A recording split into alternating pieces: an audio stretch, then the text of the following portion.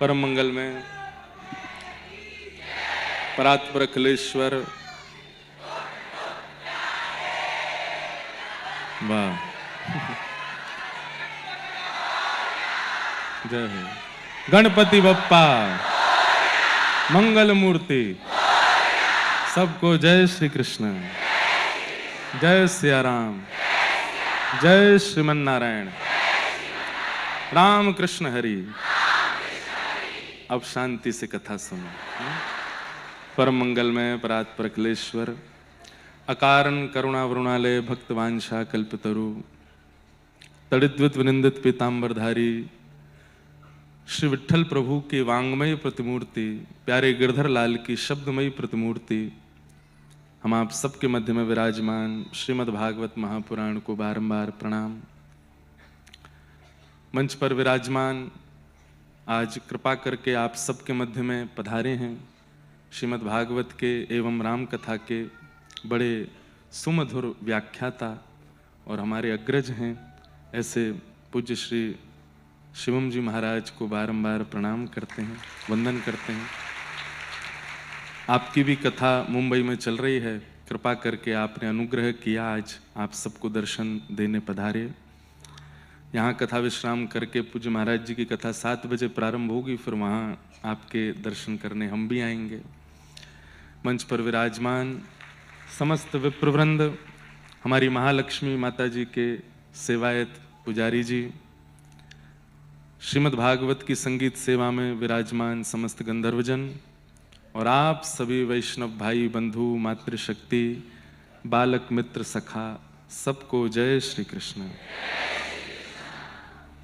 बड़े आनंद के साथ कथा आज अपने पंचम दिवस में प्रवेश कर रही है और प्रयच्छति गुरु प्रीतो वैकुंठम योग दुर्लभम, श्रीमद् भागवत के महात्म्य में ही कह दिया गया कि भगवत प्राप्ति के लिए अन्य अन्य कई साधन हैं, लेकिन उसमें एक सर्वश्रेष्ठ साधन है कि गुरु की प्रसन्नता। गुरु की प्रसन्नता तो विशेष रूप से आपके दीक्षा गुरु, शिक्षा गुरु, आपके आध्यात्म पथ के गुरु, सब गुरु हैं। गुरु एक नहीं हो सकते, दीक्षा गुरु एक होते हैं, पर शिक्षा गुरु, पथ प्रदर्शक गुरु अनेक हो सकते हैं। तो कोई भी वैष्णव, कोई भी भगवत प्राप्त व्यक्ति, कोई भी भगवत आराधन सिखाने वाला, बताने वाला यदि आपके भाव से प्रसन्न है, उसकी प्रसन्नता ही भगवत प्राप्ति करा देगी। वो प्रसन्न है तो हम यहां कथा सुनाने आए हैं, तो भले ही 5 बजे से 8 बजे तक के लिए, उसके पहले हम किसी के बालक हो सकते हैं, भाई हो सकते हैं, मित्र हो सकते हैं, सखा हो सकते हैं, 7-8 बजे के बाद अन्य संबंधों में हो सकते हैं, पर 5 से 8 बजे तक जब यहाँ व्यासपीठ पर बैठे हैं तो क्योंकि भागवत की सेवा कर रहे हैं, इसलिए गुरु स्वरूप हैं। हम यदि आपके भाव से प्रसन्न हैं तो यह भी एक प्रकार से भगवत प्रसन्नता का कारण है। तो हम प्रसन्न हैं, हमारे पंडित जी सब प्रसन्न हैं, यहाँ आने वाले जो महापुरुष हैं वो आपके भाव से, उत्साह से, भक्ति से प्रसन्न हैं। तो किशोरी जी, ठाकुर जी प्रत्यक्ष प्रसन्नता व्यक्त नहीं कर पा रहे, इसलिए इनके माध्यम से व्यक्त कर रहे हैं। हमें आप लोगों की ताली नहीं सुननी है, पर हम आप कई लोगों को बताना चाहता हूं जो यहाँ 4 बजे आते हैं। कितने वैष्णव सुबह 9 बजे से आ जाते हैं, 9 बजे से लाइन लगती, मुझे तो आज पता चली ये बात। बताओ 6 बजे से 6 बजे सुबह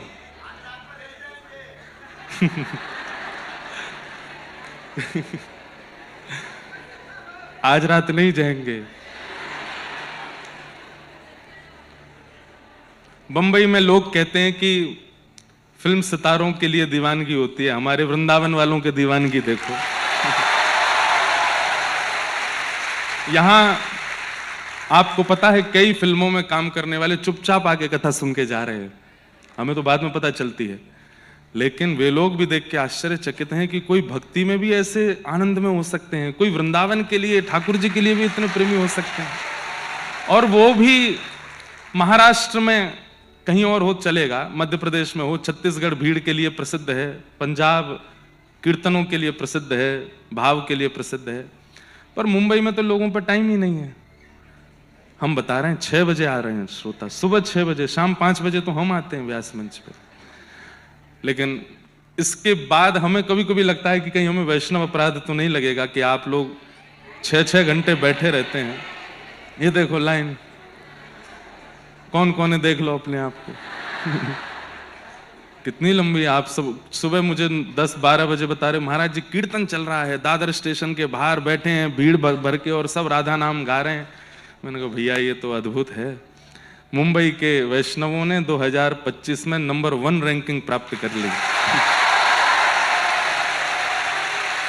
जितनी भी कथाएं हुई, देखो संख्या तो हमने कहा ना कि सब जगह संख्या होती है। संख्या हमारे पूज्य पिताजी कहते हैं सब्जी मंडी में भी खूब भीड़ हो जाती है, पर भैया हीरे की दुकान पर 15,000 आदमी आ जाए तो समझो सब पैसे वाले हैं, सब धनवान हैं। तो यहां जो आप सब कथा सुनने के लिए आते हैं वैष्णव, आप सब नाम के धनवान हैं, आप सब भाव के धनवान हैं, आप सब भक्ति के धनवान हैं।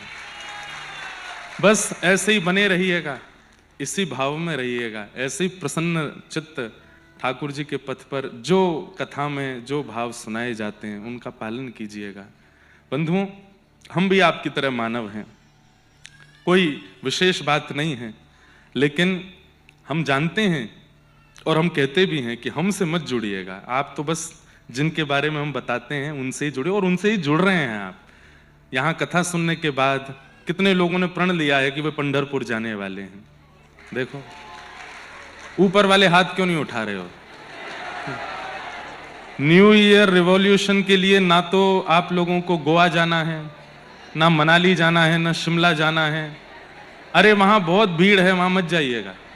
और सुनो, वृंदावन भी मत जाना, चक्का जाम है। अभी वृंदावन भी नहीं जाइएगा। महाराष्ट्र में निवास करने वालों का वृंदावन तो पंढरपुर है। उतार सकते हैं कि हर साल मुंबई आते रहेंगे, आपको कथा सुनाएंगे। कर्जा उतारने का और कोई तरीका हम पे नहीं है, बस यही है। एक तो हम वचन दे चुके हैं कि 3 दिवसीय मीरा चरित्र इसी भवन में एक बार सुनाएंगे, और जब जब अवसर मिलेगा हम तो चाहेंगे ठाकुर जी कृपा करें कि वर्ष का विश्राम मुंबई में ही हो और यहीं आप लोगों के साथ में खूब आनंद करें। अब बाकी तो ज्यादा वचन देने नहीं, वृंदावन वाले वचन देते हैं निभाते नहीं। तो आप सबको बहुत बहुत वंदन, बहुत बहुत प्रणाम। नंदस्त्वात्मज उत्पन्ने जाता ह्लादो महामनाः आहूय विप्रान् वेदज्ञान् स्नातः सुचिरलंकृतः वाचयित्वा स्वस्तेनं जातकर्मात्मजस्य वै कारयामास विधिवत् पितृदेवार्चनं तथा। अब आज कोई बाहर की बात नहीं, आपकी कोई बात हम सुनेंगे नहीं, आप भी हमारी बस सुनो। आज तो व्रज में चलते हैं, अब तो व्रज लीला आज से ठाकुर जी की, लाल जी को जन्म भयो है, प्राकट भयो है, तो वहीं के भाव सुनेंगे। नंद जी के यहाँ लाला भयो है, नंद जी के आत्मज उत्पन्न भयो है। बंधुओं देखो, ठाकुर जी का प्रादुर्भाव आपके घर में हो, कमरे में हो, मंदिर में हो, ये आवश्यक नहीं। ठाकुर जी का प्रादुर्भाव हृदय में होता है, चित्त में होता है। और चित्त में प्रादुर्भाव करने का हम कोई प्रयोजन नहीं करते। हमें लगता है कि प्राचीन भक्तों की तरह ठाकुर जी कहीं से स्वयंभू प्रकट ही होंगे। मुझे ऐसा लगता है कलयुग जितना आगे बढ़ रहा है, अब ठाकुर जी स्वयंभू प्रकट नहीं होंगे, अब तो हृदय में प्रकट होंगे। मंदिर बहुत बन चुके हैं बाहर, स्वयंभू ठाकुर जी को प्रकट होने की अब आवश्यकता भी नहीं है।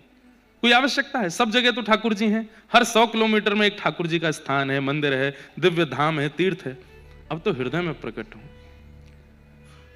मन मेरा बन गया सखी रे पावन वृंदावन, मन मेरा बन गया सखी रे पावन।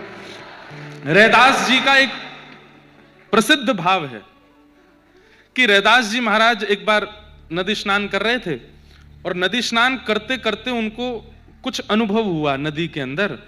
वे समझ गए ये कोई पत्थर तो नहीं है, ये कोई और चीज नहीं, कुछ अद्भुत है। नीचे डुबकी लगा करके निकाला तो छोटे से ठाकुर जी आ गए। ठाकुर जी को हृदय से लगाया, बोले जय जय, आप स्वयं आए हैं मेरे पास, अब तो मैं आपकी सेवा खूब आनंद से करूंगा। ठाकुर जी को लेकर के अपनी कुटिया में आए। मैंने कई बार ये प्रसंग सुनाया है, पर इस प्रसंग को जानते सुनते सब हैं, पर मानता कोई नहीं, इसलिए मानिए भी।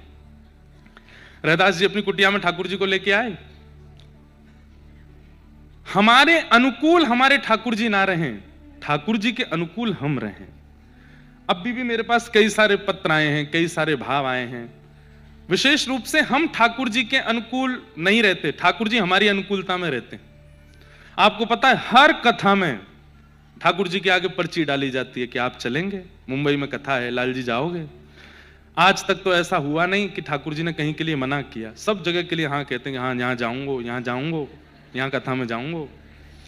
एक आध दो जगह ऐसा हुआ भी कि ना आई तो वहां कथा ही नहीं हुई, पहले ही ठाकुर जी मना कर देते हैं। हम तो अपने लाल जी पर इतना विश्वास भरोसा करते हैं, आपको कोई बहुत बड़ी बात नहीं कह रहे हैं, हमारे जीवन की एक एक गतिविधि जब से गिरधर लाल जी जीवन में आए हैं तब से लेके अभी मंच पर बैठे अभी तक की गतिविधि सब कुछ लाल जी के द्वारा निश्चित है। हमारा सुनो, बात तो सुनो, कहां कथा करने जाएंगे, किससे मिलना है, कब किसके बात करनी है। अब बहुत बड़ी बात नहीं कहूं, हमारे जीवन का नव प्रसंग भी लाल जी की इच्छा से ही हुआ है, वो भी उन्हीं की आज्ञा थी। कहां होना है, कैसे होना है, किससे होना है, A to Z, उसका मुझे व्याख्यान नहीं करना, मुझे पता है सब कुछ लाल जी के द्वारा नियोजित। हमारे गिरधर लाल जी एक एक स्थिति अपने आप, और उस पर इतना अटूट विश्वास है कि अगर उस लाल जी की आज्ञा को अगर हमने पालन किया और उस आज्ञा में यदि कहीं हमको थोड़ा सा कुछ सहना भी पड़े तो भी मन विचलित नहीं होता, नहीं लाल जी ने अच्छा ही सोचा है, इसमें होगा अच्छा, मंगल ही होगा। इतना अटूट विश्वास अपने ठाकुर जी पे हो, इसको कहते हैं ठाकुर जी के अनुकूल रहना। अपनी अनुकूलता में ठाकुर जी नहीं रहेंगे, जैसे मैं चाहूं वैसे मेरे लाल जी रहें, नहीं, लाल जी जैसे चाहें वैसे मैं रहूं। यहीं से ये जैसे ही आपने अपने जीवन में प्रारंभ किया, आप अपने भक्ति के पथ पर अग्रसर हो जाओगे। ठाकुर जी के अनुकूल हम रहें। पर्ची रोज नहीं डालनी है, मैं खाऊं कि नहीं ये भी पूछ रहे हो, मैं नहाऊं कि नहीं ये भी पूछ रहे हो, रोज रोज। अब तुम एक ही बात, भाई छोटा बालक मां से कुछ दिन पूछता है, कुछ समय के बाद जब वो बालक योग्य हो जाता है तो फिर मां कहती है भाई अब तो तू बार बार थोड़ी पूछना है, कुछ तो अपनी बुद्धि विवेक से भी कर। तो रोज नहीं, हर चीज नहीं पूछनी, पर अपने जीवन के बहुत विशेष अधिकार और बहुत विशेष भाव ठाकुर जी से पूछो, क्या आज्ञा है। विश्वास के साथ पूछिएगा, भाव के साथ पूछिएगा। ना कर दें तो ना ही मानिएगा, हां कर दें तो चाहे दुनिया पीछे पड़ जाए करिएगा लाल जी के विधान में। और फिर कुछ समय बाद पता क्या होगा, आपको पर्ची डालने से पहले ही उत्तर पता होगा। ठाकुर जी, मैंने कहा ना, माझे माहेर पंढरी आहे भीवरे छातेरे, माझे माहेर पंढरी आहे भीवरे छातेरे। ये शब्द कहां से लाते हैं महाराष्ट्र के लोग। माहिर मतलब मेरा मायका, मेरा मायका तो पंढरपुर है, मैं जहां अभी रह रहा हूं ये मेरा ससुराल है। इसका मतलब आप संसार को, आप अपने घर को, परिवार को और इस पूरे विश्व को अपना ससुराल मानते हो। मायका तो आपका पंढरपुर है, मायका तो आपका वृंदावन है। माझी बहिण चंद्रभागा, माझी बहिण चंद्र, ऐसी बहन कहां मिलेगी, क्यों? करित से पाप भंग, करित से पाप भंग, करित से पाप भंग, ओ माझे माहिर पंढरी आहे भीवरे छा। पहले मेरा मन था कि मैं 29 को कथा विश्राम करके पंढरपुर जाऊंगा, पर कुछ लाल जी का उत्सव आ रहा है और मैं अभी तक बरसाने नहीं जा पाया। वहाँ के सब संत जन, ब्रजवासी जन सब कह रहे हैं भैया यहाँ आके व्यवस्था तो देख जाओ। तो मेरे पास 3 ही दिन है, फिर बड़ोदरा में कथा है 3 जनवरी से। इसलिए वो 3-4 दिन का समय मुझे वहां देना पड़ेगा, लेकिन मेरी तरफ से आप सब अगर बन सके तो पंढरपुर चले जाना। हमने यहाँ 5 दिन तक पंडरीनाथ को याद किया। आपको पता है श्री डोंगरे जी महाराज अपनी कथा में कहते थे कि ठाकुर जी लीला पूरी करके द्वारिका से वैकुंठ नहीं गए, तो बोले कहां गए? पंढरपुर चले गए। बोले वहां जाकर के पुंडलिक की सेवा से प्रसन्न होकर ठाकुर जी पहुंचे और फिर वहीं खड़े हो गए, आज तक वहीं खड़े हैं। बोले ठाकुर जी द्वारिका से कहां आए? बोले पंढरपुर में है। तो इस साल का विश्राम और नववर्ष का प्रारंभ, अंग्रेजी नववर्ष का, हिंदू नववर्ष तो हमारा चैत्र में आता है, परंतु क्योंकि हम कैलेंडर फॉलो करते हैं और यहाँ बैठे हुए सब अधिकतर बच्चे ही हैं, सब अपने ऑफिस, जॉब, कॉलेज वगैरह सब करते हैं, तो उस नाते से आप सब कैलेंडर फॉलो करने वाले लोग हैं, तो इस साल की क्षमा मांग लीजिएगा कि 365 दिनों में जो भी नाथ हमसे अपराध बना, अपराध केवल एक ही है, विपद विस्मरणम विष्णोः। हम जिस क्षण ठाकुर जी को याद नहीं करते वही क्षण अपराध है। हर क्षण ठाकुर जी की स्मृति बनी रहे। बंधुओं, ऐसे ऐसे वैष्णव रहते हैं, मैं आपको क्या बताऊं, कथा में मैं अपने भाव बताऊं, गुरुजनों की आज्ञा बताऊं, पढ़े हुए कुछ भाव बताऊं, कई बार तो वैष्णवों की भाव से मैं सीखता हूं। मुंबई के ही एक वैष्णव हैं, उनके फोन में 24 घंटे का अलार्म है, हर घंटे का, दोपहर 12 बजे से लेकर के रात्रि 12 बजे तक हर घंटे में अलार्म बजता है, और जब अलार्म बजता है उतनी देर वो दुनिया के किसी कोने में हो, किसी काम में हो, 1 मिनट अलार्म बजता, 1 मिनट के लिए ठाकुर जी को याद करते हैं, आंख बंद करके ठाकुर जी को स्मरण करते हैं। ये देखो फॉलो करने वाली चीज है, कितने लोग कर सकते हैं। भाई वाइब्रेशन पे फोन है, शरीर से छुप तो रहा है, जब वाइब्रेट हो 1 घंटे बाद बस देखा कोई कॉल तो नहीं है, उसी समय नेत्र बंद किए, प्रिया जी को याद किया, ठाकुर जी को याद किया, सदगुरु को याद किया, धाम को याद किया। हर क्षण तो नहीं बन पा रहा, हर घंटे तो बन सकता है ना। एक वैष्णव परसों आए पुणे से, मुझे एक बात बता के गए, मैंने कहा क्या है? बोले महाराज जी हमने 30 पर्ची बनाई है। मैंने कहा क्या है उनमें? बोले 30 पर्चियों में 30 प्रकार के व्यंजन हैं, प्रसाद पाने वाला व्यंजन, और वो 30 पर्ची ठाकुर जी के पास रहती। आप कथा में कहते हैं कि ठाकुर जी को 3 चीज प्रिय हैं, राग, भोग और श्रृंगार। तो महाराज जी गला है नहीं तो राग तो हम कर नहीं पाते, क्योंकि कॉर्पोरेट जॉब करते हैं इसलिए श्रृंगार भी बहुत विशेष नहीं कर पाते। तो मैंने कहा क्या करते? बोले सुबह सुबह उठ के दोनों पति पत्नी ठाकुर जी के पास जाते हैं और उनके सामने एक बाउल में हमने 30 पर्ची बना के रखते हैं, एक पर्ची उठाते हैं, आज क्या पाने की इच्छा है, और उसमें जो नाम आता है वो बना के ठाकुर जी को पवा देते हैं, वही पाके हम चले जाते हैं। मैंने कहा भाई धन्य है। और बोले उसमें एक व्यंजन नहीं होता, बाल भोग में ये पाना है, राजभोग में ये पाना है, शयन भोग में ये पाना है, 3 भाव, मतलब 30 पर्ची, एक पर्ची में 3-3 भोग, सुबह दोपहर शाम की सामग्री। तो बोले आपने कहा था महाराज जी अपने मन से नहीं, ठाकुर जी की इच्छा से प्रसादी बनाओ, तो हमने वो पर्चियों को ठाकुर जी की प्रसादी मान लिया है, उस भाव से करते हैं। कैसे कैसे भाव हैं सबके। बस ये भाव ही भगवत प्राप्ति का साधन है।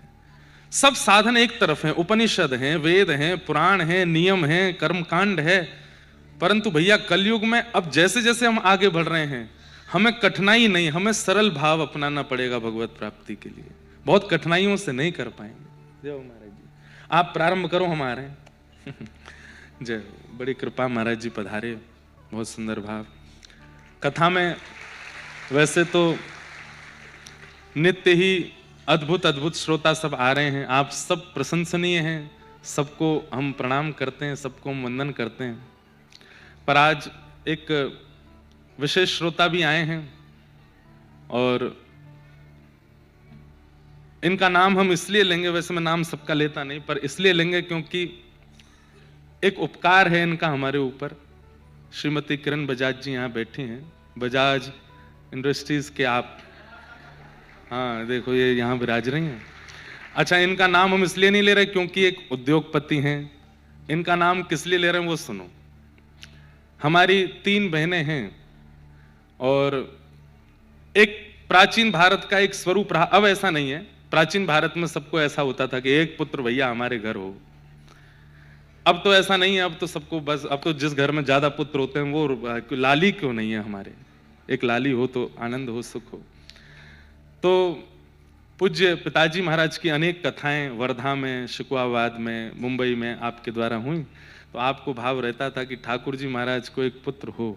हमारा जन्म नहीं हुआ था, तो आप हमारा जन्म हो इसलिए तिरुपति बालाजी पैदल चढ़ के गई थी, और श्री वेंकटेश भगवान तिरुपति बालाजी से आपने कहा था कि हमारे ठाकुर जी को, हमारे गुरुदेव भगवान को, उनकी भागवत की सेवा आगे तक सब तक पहुंचाने के लिए एक लाला आप कृपा करके प्रदान करो। तो उस भाव तो कहीं ना कहीं इनकी प्रार्थना से ही आप हमारी कथा सुन रहे हो। तो आज आपका आना हुआ, इनको धन्यवाद कह देना कि भैया जय हो जय हो।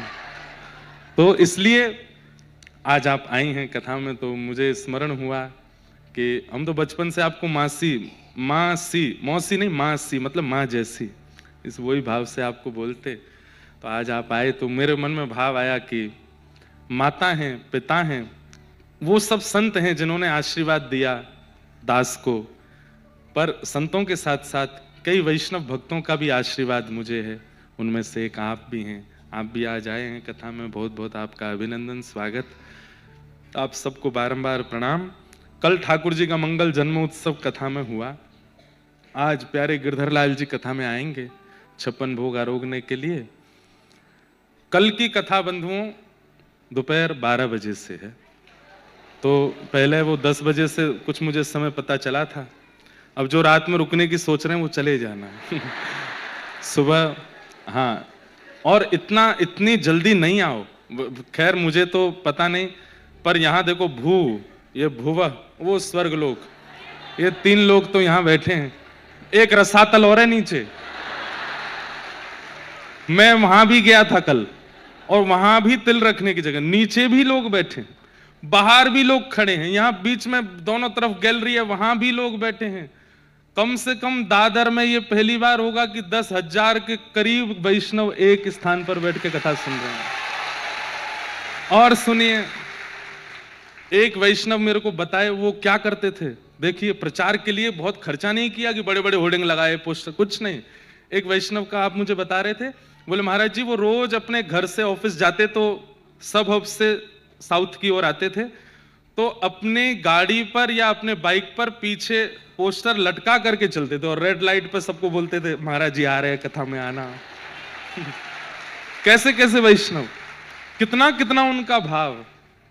आपके इस भाव के ऋण से मैं कभी उऋण नहीं हो पाऊंगा, सदा ये ऋण हम पर चढ़ा रहेगा, और इस ऋण को हम यही इस भाव से तरंगें आपको स्पर्श करने लगेंगे।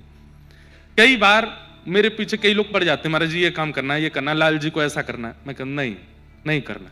अरे बहुत अच्छा होगा, बहुत लोग इससे आनंदित होंगे, लाल जी को। मैंने कहा नहीं, एक बार नहीं निकल गया तो अब मत बुलवाओ। वहां महाराज जी एक बार पर्ची डाल लो। मैंने कहा डाल लो, ना ही आएगा।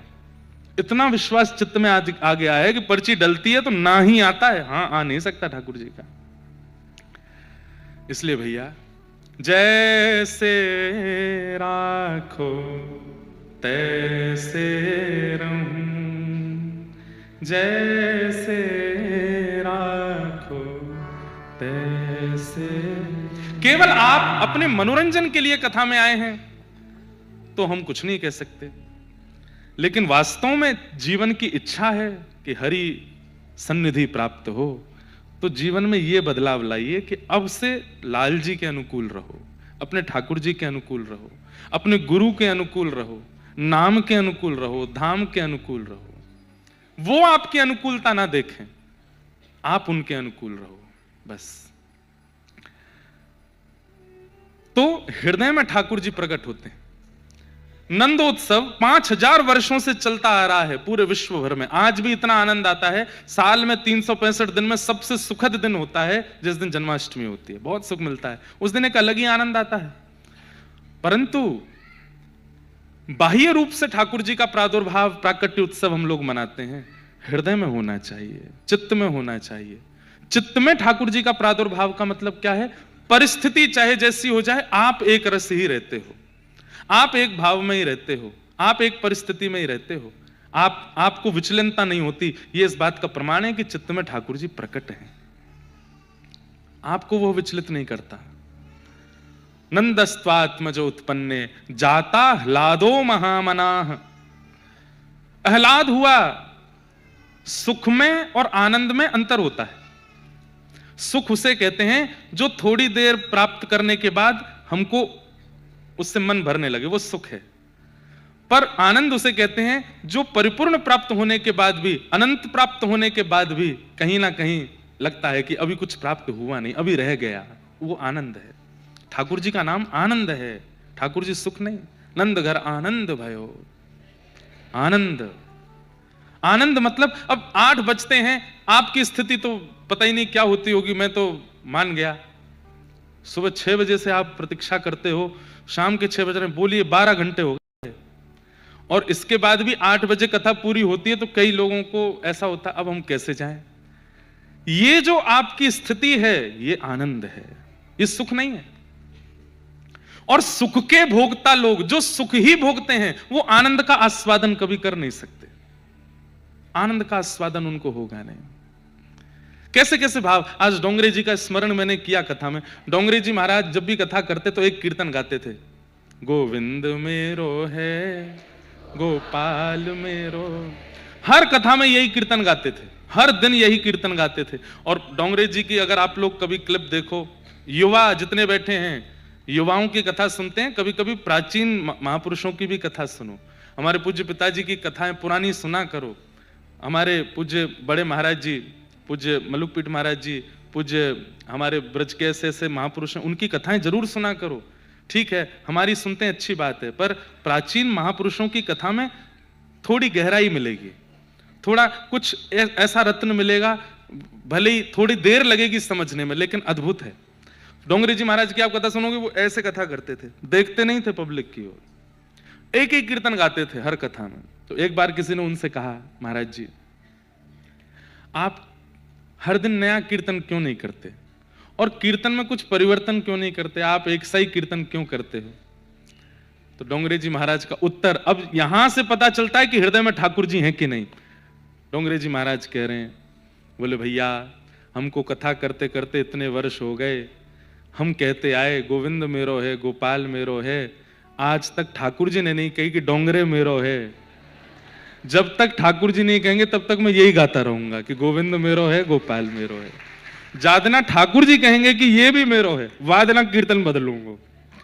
तो इसका मतलब 30, 40, 50 साल कथा करते करते हो गए, आज तक ठाकुर जी जब नहीं बोले कि मैं भी उनका हूं, तो संबंध अभी हुआ नहीं है। अभी हम केवल अपने संबंध का प्रस्ताव ही दे रहे हैं कि हमसे ब्याह कर लो, हमारा बायोडाटा देख लो। भाई ये क्या है, कीर्तन गाना भजन करना ये क्या है, ठाकुर जी को अपना बायोडाटा भेजना, बार बार संबंध का प्रस्ताव भेजना, अपने जीवन में शुद्धि करना, तिलक लगाना, अपने नियमों को शुद्ध करना, ये क्या ठाकुर जी को बताना, देखो हम कैसे हैं, बढ़िया हैं, आपके अनुकूल हैं, हमसे कर लो ब्याह। लेकिन जब तक ठाकुर जी का रिवर्ट नहीं आ जाए तब तक करते रहो करते रहो करते रहो, और जब रिवर्ट आ गया तो फिर उसके बाद करने लायक रहोगे नहीं, फिर तो निकुंज ही मिलेगा। तो ये भाव बताते हैं, आपकी स्थिति बताती है कि चित्त में क्या है। सामान्य सा प्रश्न किया गया था, लेकिन उत्तर कितना अद्भुत दिया कि आज तक लाल जी नहीं बोले कि डोंगरे मेरो है, तो तब तक मैं कैसे बदल दूं, मैं तो यही बोलता रहूंगा। यही तो भाव है। इन भावों से पता चलता है कि चित्त में जन्माष्टमी हो रही है, चित्त में कृष्ण प्रकट हो रहे हैं, और वही करना है, चित्त में प्रकट हो ठाकुर जी। चित्र में चरित्र में तो आ ही जाते हैं, पर चित्त में आवे। कई लोग ठाकुर जी जैसा भेष बना लेते हैं, कई लोग ठाकुर जी जैसी आकृति बना लेते हैं, कई लोग ठाकुर जी जैसा नृत्य कर लेते हैं, मतलब चरित्र में ले आते हैं, कई लोग चित्र में ले आते हैं, पर चित्त में नहीं आ पाते। हमारे पूज्य पिताजी महाराज की रचना है,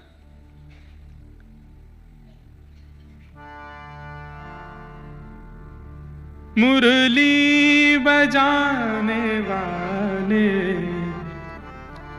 गिरिवर उठाने वाले,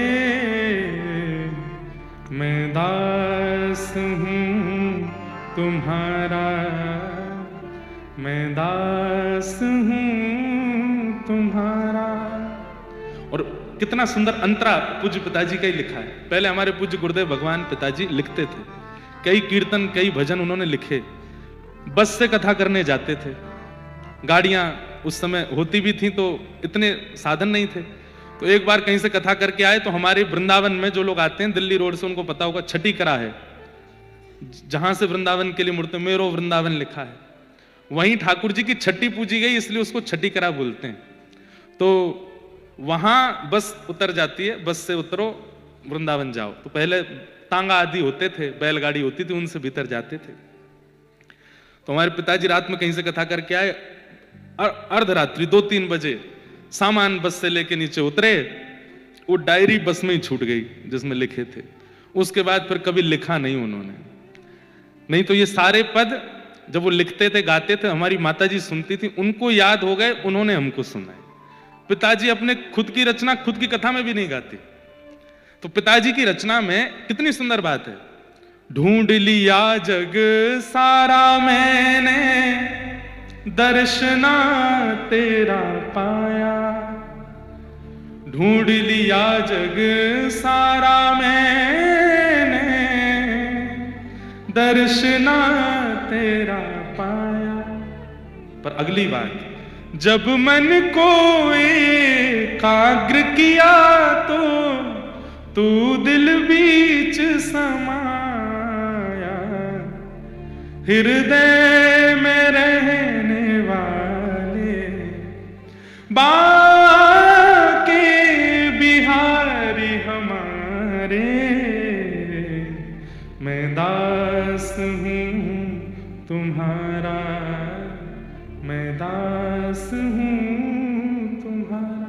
मुझको कहां ढूंढे रे बंदे, मैं तो तेरे पास हूं। मुझको कहां ढूंढे रे बंदे, मैं तो तेरे साथ हूं। एक महापुरुष मुझे बता रहे थे, ठाकुर जी ने जब दुनिया बनाई और जब मानव बनाए तो हम लोगों को देख के ठाकुर जी डर गए। बोले ये तो खतरनाक बन गए भाई। बोले इनसे छुपो। तो कहां छुपे? बोले पहाड़ों में छुप जाओ। बोले ये यहां भी आ जाएंगे। बोले अब कहां छुपे? बोले नदियों में छुप जाओ। बोले यहां भी आ जाएंगे। बोले कहां जाओ? बोले गुफाओं में छुपो। बोले ये यहां भी आ जाएंगे। तब ठाकुर जी बोले एक काम करते हैं, बोले इनके अंदर ही छुप जाता हूं, ये यहां नहीं आएंगे। और यही हो रहा है, हम सब जगह ढूंढ लेते हैं पर जहां वो हैं वही नहीं ढूंढ पा रहे।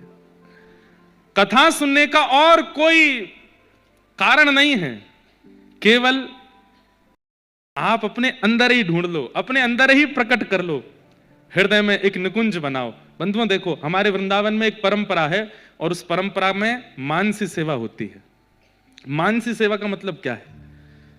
आप अभी प्रत्यक्ष सेवा करते हो, सामने सिंहासन है, सिंहासन पर ठाकुर जी हैं, पंचामृत से स्नान, फिर उसके बाद उनको वस्त्र पहनाना, माला पहनाना, आरती करना आदि आदि, ये प्रत्यक्ष सेवा है। मानसी सेवा कैसी होती है? नेत्र बंद करके बैठे हैं, मेरे हृदय में एक सुंदर निकुंज है, पीछे पहाड़ हैं, कलकल करती यमुना जी बह रही हैं, सुंदर एक निकुंज में वटवृक्ष है, वटवृक्ष के नीचे एक सुंदर आसन सिंहासन है और उस सिंहासन पर ठाकुर जी विराजमान है। प्रत्यक्ष सेवा नहीं, मन में चल रही है। आहा, ठाकुर जी कितने सुंदर हैं, ठाकुर जी के कटाक्ष नेत्र हैं, गोल मुखमंडल है, आहा त्रिभंग लली हैं। अब जैसे आपको ठाकुर जी प्रिय हों, त्रिभंग लली ठाकुर जी प्रिय हैं, लड्डू गोपाल प्रिय हैं, श्रीनाथ जी प्रिय हैं, जैसा स्वरूप प्रिय वैसे ठाकुर जी हैं। आज बढ़िया इनको श्रृंगार करो, सुंदर इनका पंचामृत अभिषेक करो, सब कुछ वहीं कर रहे हैं। और प्रत्यक्ष सेवा के ठाकुर जी तो स्थूल हैं, हिलते नहीं हैं, पर मानसी के ठाकुर जी को आप ऐसे भाव में रखो, वो हिलते भी हैं, चलते भी हैं, बोलते भी हैं, नैन भी मटकाते हैं, आपसे कुछ मांगते भी हैं। नाम जप करने के बाद, गुरु मंत्र करने के बाद नेत्र बंद करके अपने मानसी निकुंज में ठाकुर जी की सेवा करो।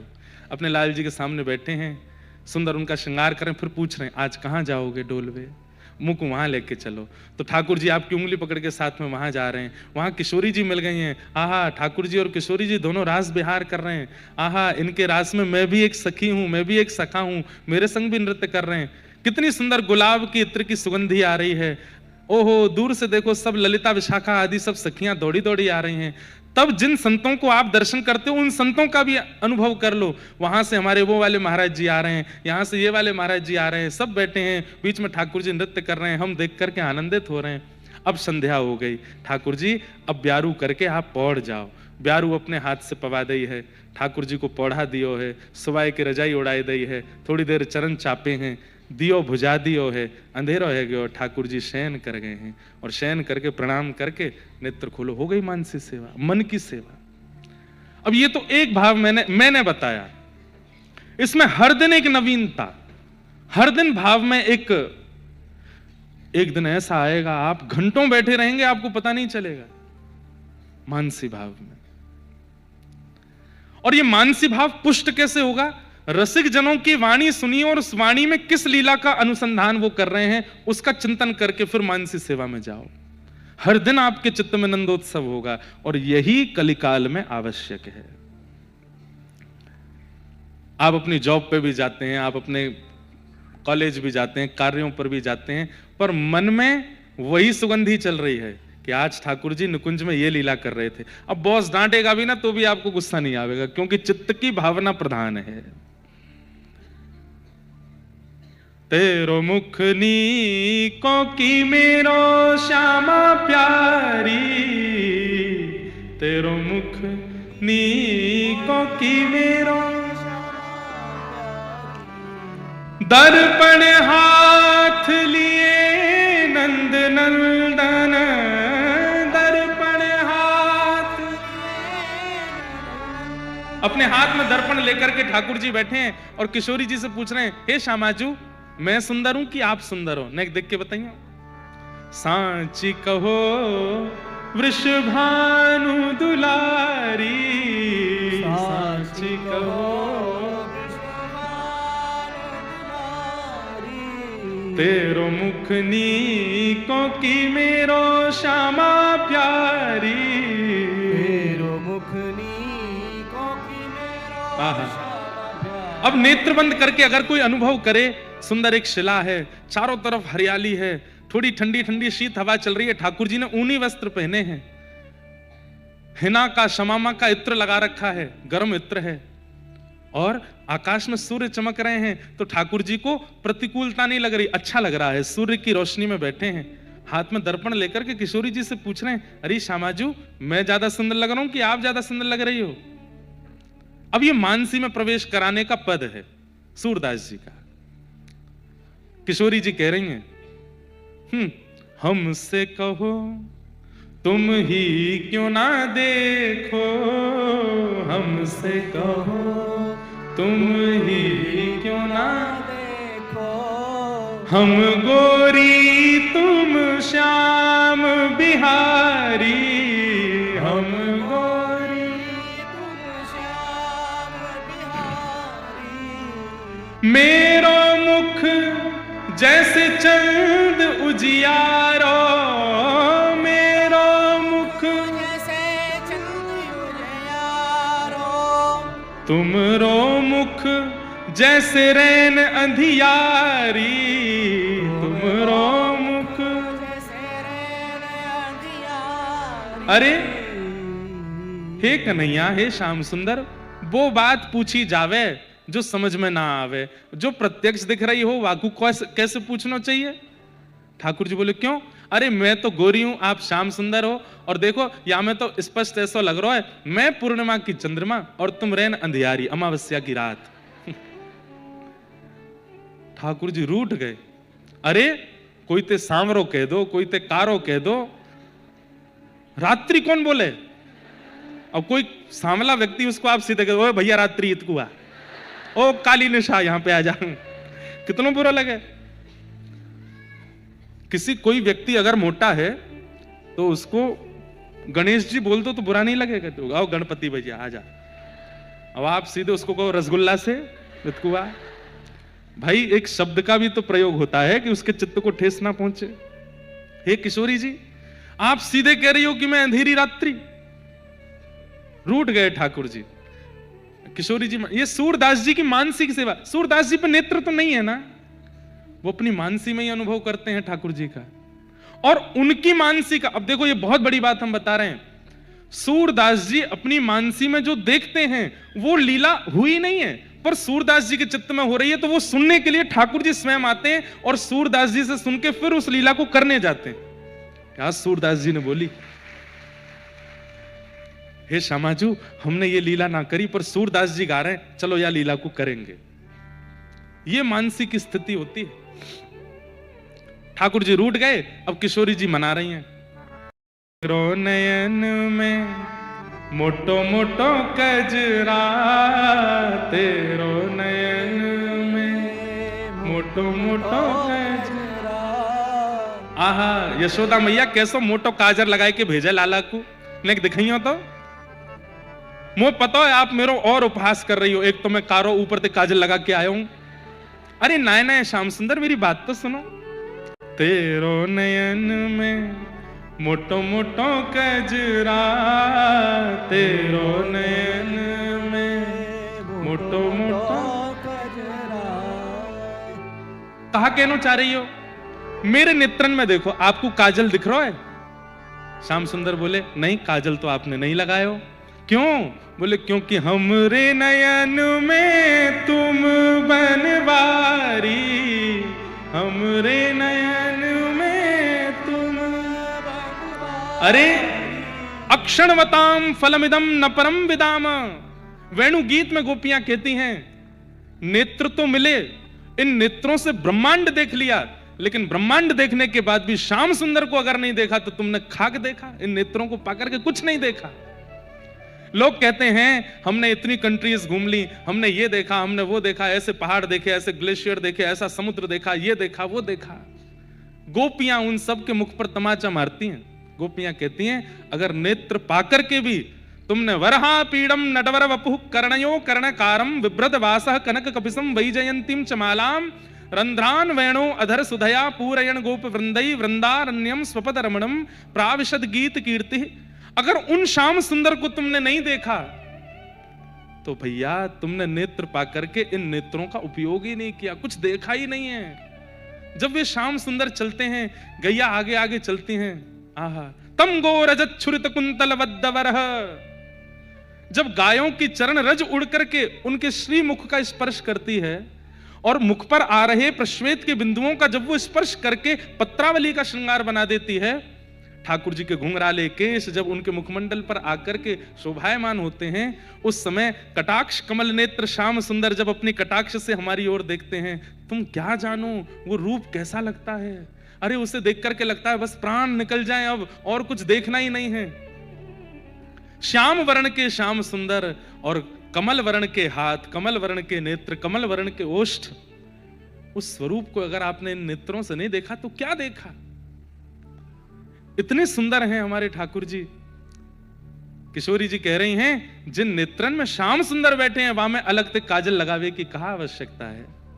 हमरे नयन में तुम बनवारी, हमरे नयन और तुम तो नख पे गिरिवर धारो।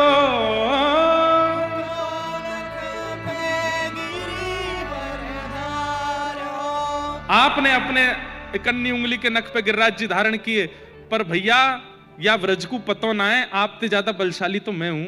किशोरी जी कह रही हैं। ठाकुर जी बोले हमने इतना बड़ा पर्वत उठाया, तुम 1-8 किलो पत्थर ही उठा के दिखा दो। किशोरी जी कह रही हैं 1-8 किलो पत्थर की बात मत करो, बात सुनो हमारी। बोले कहा तुम तो नख पे गिरिवर धारो, तुम तो नख पे गिरिवर और तुमसे ज्यादा बलवान मैं क्यों। हम उर्धार रहे गिरधारी, हम उर्धार रहे गिरधारी। तुमने तो गिरिराज जी उठाए और हमने गिरिराज जी सहित गिरिराज जी उठावे वाला अपने चित्त में धारण कर लियो। तुमसे ज्यादा बलवान तो हम हैं। सूरदास या छवि की शोभा, सूरदास या छवि की शोभा, इन नैनन सो टरत नटारी, इन नैनन सो टरत नटारी। ये है मानसी। हर दिन कुछ नवीन चिंतन किया अपने चित्त में। जरूरी नहीं सुबह ही करो, आपको ऑफिस कॉलेज जाने की जल्दी है, जाओ, लौट के आओ घर पे, भोजन बाद में, या चलो भोजन भी कर लो, उसके बाद थोड़ा शुद्ध पवित्र होकर के बढ़िया सा कोई ऋतु के अनुकूल इत्र थोड़ा सा अपने अंग पे लगा के आसन पे बैठो, कोई कथा पहले सुन लो, कोई महाराज जी का प्रवचन पहले सुन लो, थोड़ी 10-15 मिनट की कोई कथा सुन लो, चित्त पवित्र हो जाएगा, बाहर के जितने भी विषाद विवाद थे सबको भूल जाओ, और फिर उसके बाद नेत्र बंद करके फिर किसी लीला का चिंतन करो, और लीला का चिंतन करके उसमें मानसी भाव करके फिर ठाकुर जी को शयन करा करके फिर सोने जाओ। ऐसी लीला होगी, ऐसा मानसी भाव प्रकट होगा। एक दिन आप नेत्र जब अपने मानसी से खोलेंगे तो हो सकता है हृदय के ठाकुर जी सन्मुख ही बैठे हों, सामने ही आ जाएं। यह घटना हो चुकी है। श्रीमद वल्लभाचार्य जी महाराज ने अपने शिष्य को कहा था कि मानसी सेवा किया करो, तो मानसी सेवा में दूध का भोग लगा रहे थे। पहले तो बढ़िया मानसी सेवा, खर्चा तो होता नहीं, सोने के सिंहासन पर मेरे ठाकुर जी बैठे, सीधा शुरुआत ही यहीं से करिए।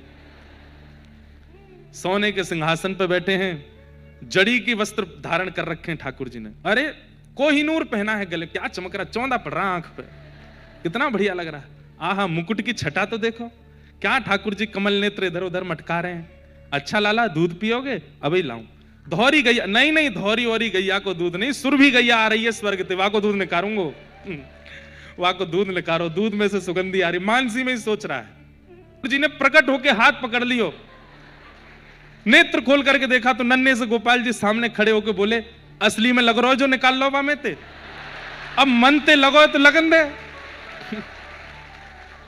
तेरो सांची को तो लगो नहीं, काय को निकाल रहा है। उसके तो नेत्र सजल, ठाकुर जी को अंक में भर लिया, बोले जय हो, जय जय, प्रकट हो गए आप। आजकल हम लोग इस भाव के द्वार पे भी नहीं पहुंच पाते, मानसी के भाव के। क्यों? क्योंकि इतना विषाद और विवाद हम लोग देखते हैं दिन भर कि चित्त में ऐसी पवित्रता आ ही नहीं पाती। पर आ सकती है। आप लोगों पे पता नहीं क्यों भरोसा हो रहा है कि आपके आ जाएगा, जो यहां बैठे हैं। इसलिए हर दिन एक पड़ाव पार किया है हमने कथा में, आज 5वें पड़ाव पे आकर के हम आपसे कह रहे हैं मानसी प्रारंभ करो।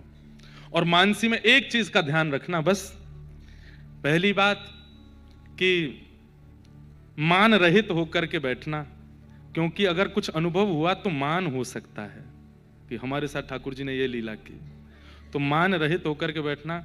दूसरी बात, ठाकुर जी की लीला अनुभव करने के बाद शयन जरूर करा देना कुछ प्रसाद पवा के, क्योंकि मानसी के ठाकुर जी सब पाते हैं वो। और तीसरी बात, अकेले मत जाना। जिनकी वाणी सुनकर के या जिनके भावना से आप भक्ति मार्ग में आए हो, उन महापुरुष को मानसी में संग लेके जाना। क्यों? वो संग रहेंगे तो कोई दुर्भाव नहीं आएगा, एक प्रोटेक्शन होनी चाहिए साथ में। तो उन महापुरुषों का चिंतन करके, और हम तो कह रहे हैं नामदेव जी का चिंतन करके, ज्ञानेश्वर माउली का चिंतन करके, तुकाराम जी का चिंतन, जनाबाई का चिंतन, हर दिन मानसी में किसी नए को लेके जाओ। आज जनाबाई आप चलो साथ में, हमारे मन में कोई दोष ना आवे, इसका ध्यान रखना। आगे आगे जनाबाई हैं।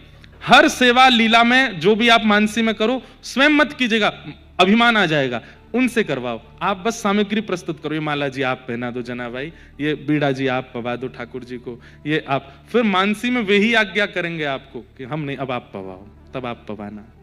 बहुत बहुत सूक्ष्म है। और अंतिम बात का ध्यान रखना, अगर मानसी में कोई दोष आ गया, और ये कोई हम मनगणित बात नहीं करने, ये प्रमाणित बात है मानसी की, वृंदावन की।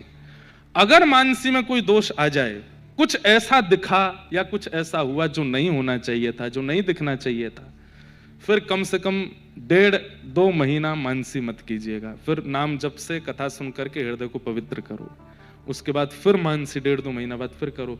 प्रत्यक्ष सेवा से भी कई गुना ज्यादा श्रेष्ठ है मानसी सेवा। और उस मानसी सेवा में जब आप प्रवृत्त हो जाओगे, सब आनंद हो जाएगा। और फिर आप कह सकते हो, नंदस्त्वात्मज उत्पन्ने जाता ह्लादो महामना आहुय विप्रान वेद ज्ञान स्नातः सुचिर अलंकृत। फिर आपके जीवन में भी नंद घर आनंद भयो, ऐसे आपके हृदय में भी आनंद भयो। रोज जन्माष्टमी होगी, रोज उत्सव होगा, रोज मंगलमय होगा। नंद बाबा के यहां लाला को जन्म भयो। ब्राह्मणों ने आकर के स्वस्ति वाचन कियो, ठाकुर जी को ऐसो जन्मोत्सव भयो, 6 महीना तक व्रजमंडल में ठाकुर जी को उत्सव मनतो रहो। वाह, एक पीले कुर्ते वाले भैया विट्ठल विट्ठल भगवान लेके आए हैं, पीछे खड़े हैं। हाँ, ये विट्ठल विट्ठल प्रभु को यहां भिजवा दो आगे। आप कूदते फांदते मत आओ, किसी के द्वारा भिजवा दो, एक दूसरे के सिर पर धरवा के भिजवा दो आगे तक। हाँ हाँ, अभी लेते हैं, वो विट्ठल हैं भैया, रुक जाओ। उनकी नगरी महाराष्ट्र में आए हैं, भगा देंगे 1 मिनट में। ठाकुर जी का प्रादुर्भाव हुआ, अब सब लोग बिल्कुल शांति से बैठो, अभी लेते हैं, सबसे ले लेंगे, विराजो।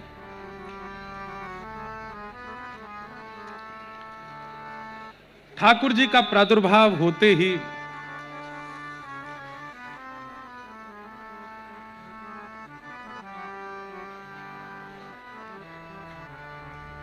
वाह भैया, ये तो अद्भुत है। दुर्गा मैया खो गई वारी दुर्गा मैया, आपके ये देखो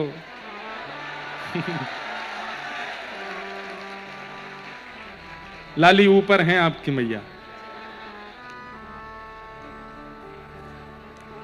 लाली तो नीचे एक जगह डट के बैठी है।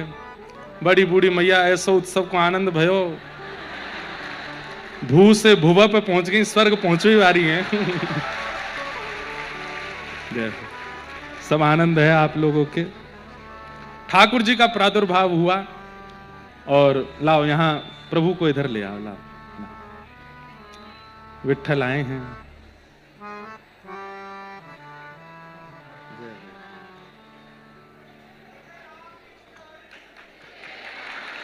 यहां आगे विराजमान,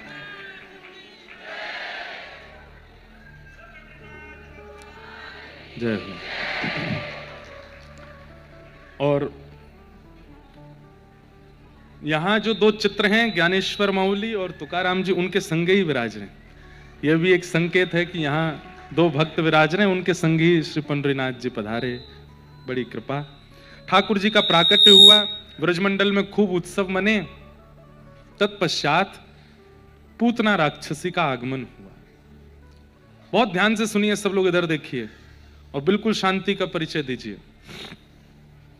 भगवान के प्रादुर्भाव के बाद सबसे पहले पूतना आती है। पूतना यानी कि जो पवित्र नहीं है, उसका आगमन। हम लोग जब भक्ति पथ पर आगे चलते हैं तो प्रारंभ के कुछ समय तो बहुत अच्छे रहते हैं, कुछ समय तक बहुत मधुरता लगती है, बहुत अच्छा अच्छा सब कुछ होता है।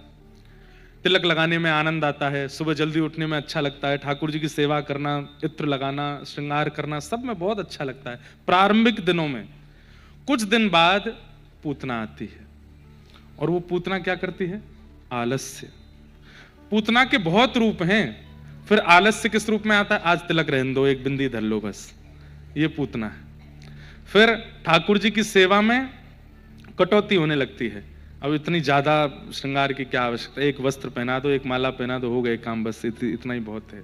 भोग में कटौती होने लगती है। अच्छा चलो, यहां तक भी ठाकुर जी को कोई दिक्कत नहीं, ठाकुर जी कहते कोई बात ना, तू ना पवारो, बगल वाले घर में चलो जाऊंगा, मैं तो मोकू अनेक बैठे हैं। पर पूतना का प्रबल स्वरूप क्या है? फिर आपको दोष दिखने लगते हैं, जबकि भक्ति मार्ग वाले को दोष नहीं दिखना चाहिए, फिर आपको दोष दिखने लगते हैं। दोष किसमें दिखे? अब जो भजन नहीं करते उनको हीन भावना से देखते हैं, ये तो ऐसे हैं, ओहो ये तो ये खाते हैं, ये पीते हैं, ऐसा कर रहते हैं, उनको हीन भावना से देखने लगे। वहां तक भी चलो कोई नहीं, फिर उसके बाद वैष्णव दूसरे भक्तों में दोष दिखने लगते हैं। अच्छा तुम इतनी माला करते हो, बस हम तुमसे ज्यादा करते हैं, तुम ऐसे रहते हो, हम तो ये ऐसे करते हैं, तुम्हारी एकादशी ऐसी होती है, हम हमारे गुरुजी ने मना किया, ये नहीं खाना, खाते ही नहीं है हम। मतलब उसको नीचा दिखा देते हैं कि तू तो कुछ है ही नहीं, हम ही हैं भगत। ये दोष, ये भी पूतना है। और फिर पूतना अपना प्रचंड रूप धारण करती है जब आप वैष्णव महापुरुषों में भी दोष देखने लगते हो। पूतना एक रूप, एक छोटे से भाव, अगर प्रारंभ में ही इसका वध नहीं किया गया तो आपकी भक्ति रूपी गोकुल को उजाड़ देगी पूतना। इसलिए सावधान रहिए। ये दोष दृष्टि और भगवत सेवा में आलस्य, ये पूतना का स्वरूप है।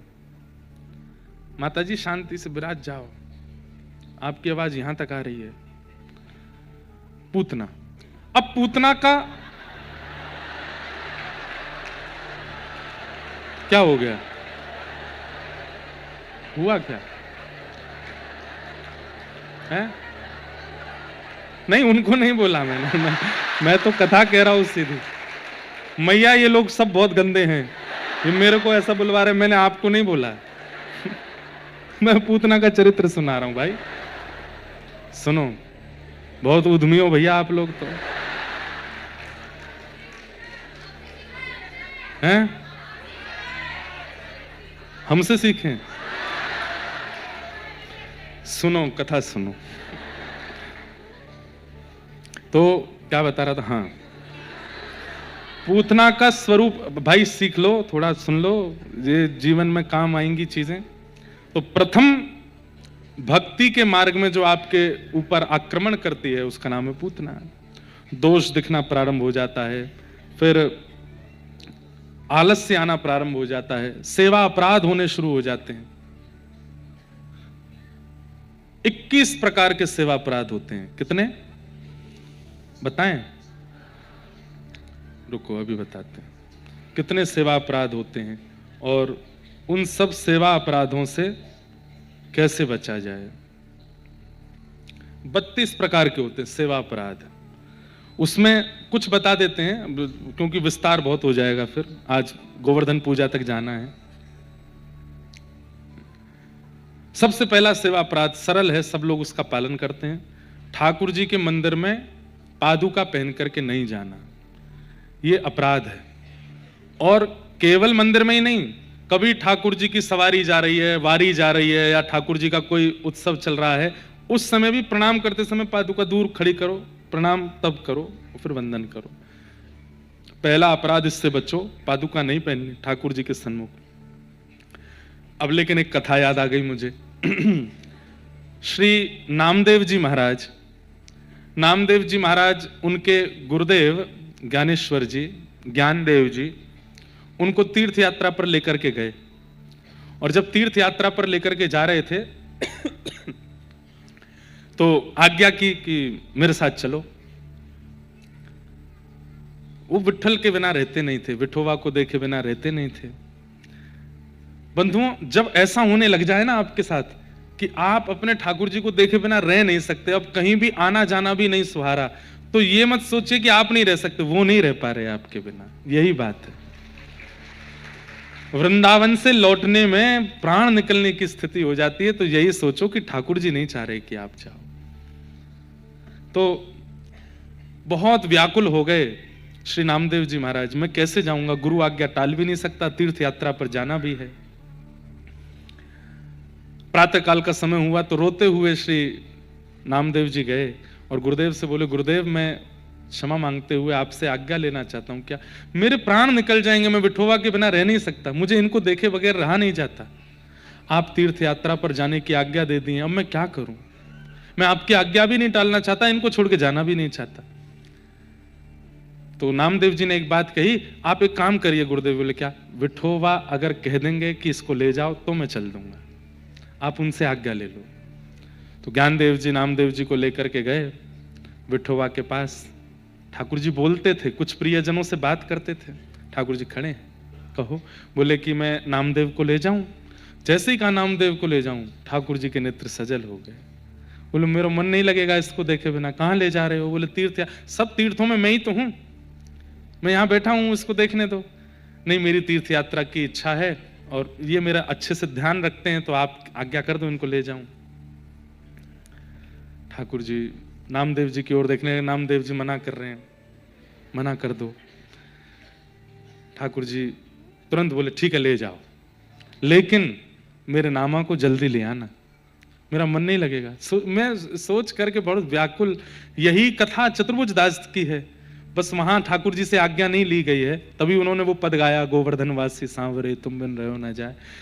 जब नामदेव जी जा रहे हैं मंदिर से बाहर, तो ठाकुर जी रो रहे हैं, व्याकुल हो रहे हैं, जबकि हर मंदिर में वही विठोबा है, लेकिन उनका प्रीति कैसी है उनकी अपने भक्तों से, उस क्षेत्र में, उस स्थान में वो नामदेव के संगी रहना चाहते हैं। तो तीर्थ यात्रा करके जब लौट करके वापस पंढरपुर आए नामदेव जी, तो इतने व्याकुल थे दर्शन करने के लिए कि बस अब जैसे ही गुरुदेव ने कहा तीर्थ यात्रा पूरी, अब चलो पंढरपुर, तो बस ये हो गया कि अब ना रात को रुकूंगा, ना दिन में रुकूंगा, ना कुछ खाऊंगा, फिर सीधे मुझे पंढरपुर जाना है, विठोबा को देखना है। इतनी व्याकुलता और उत्सुकता में श्री नामदेव जी वापस आए।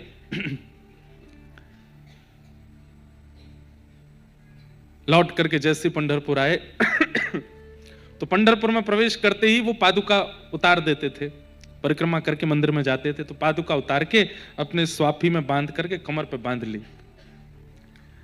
परिक्रमा करके जैसे मंदिर में प्रवेश करने लगे, भूल गए कि मुझे ये उतारनी है। इतने उत्सुकता में थे, इतने ज्यादा व्याकुल हो रहे थे ठाकुर जी से मिलने को, भूल गए कि मुझे पादुका छोड़नी है और पादुका सहित भीतर प्रवेश कर गए।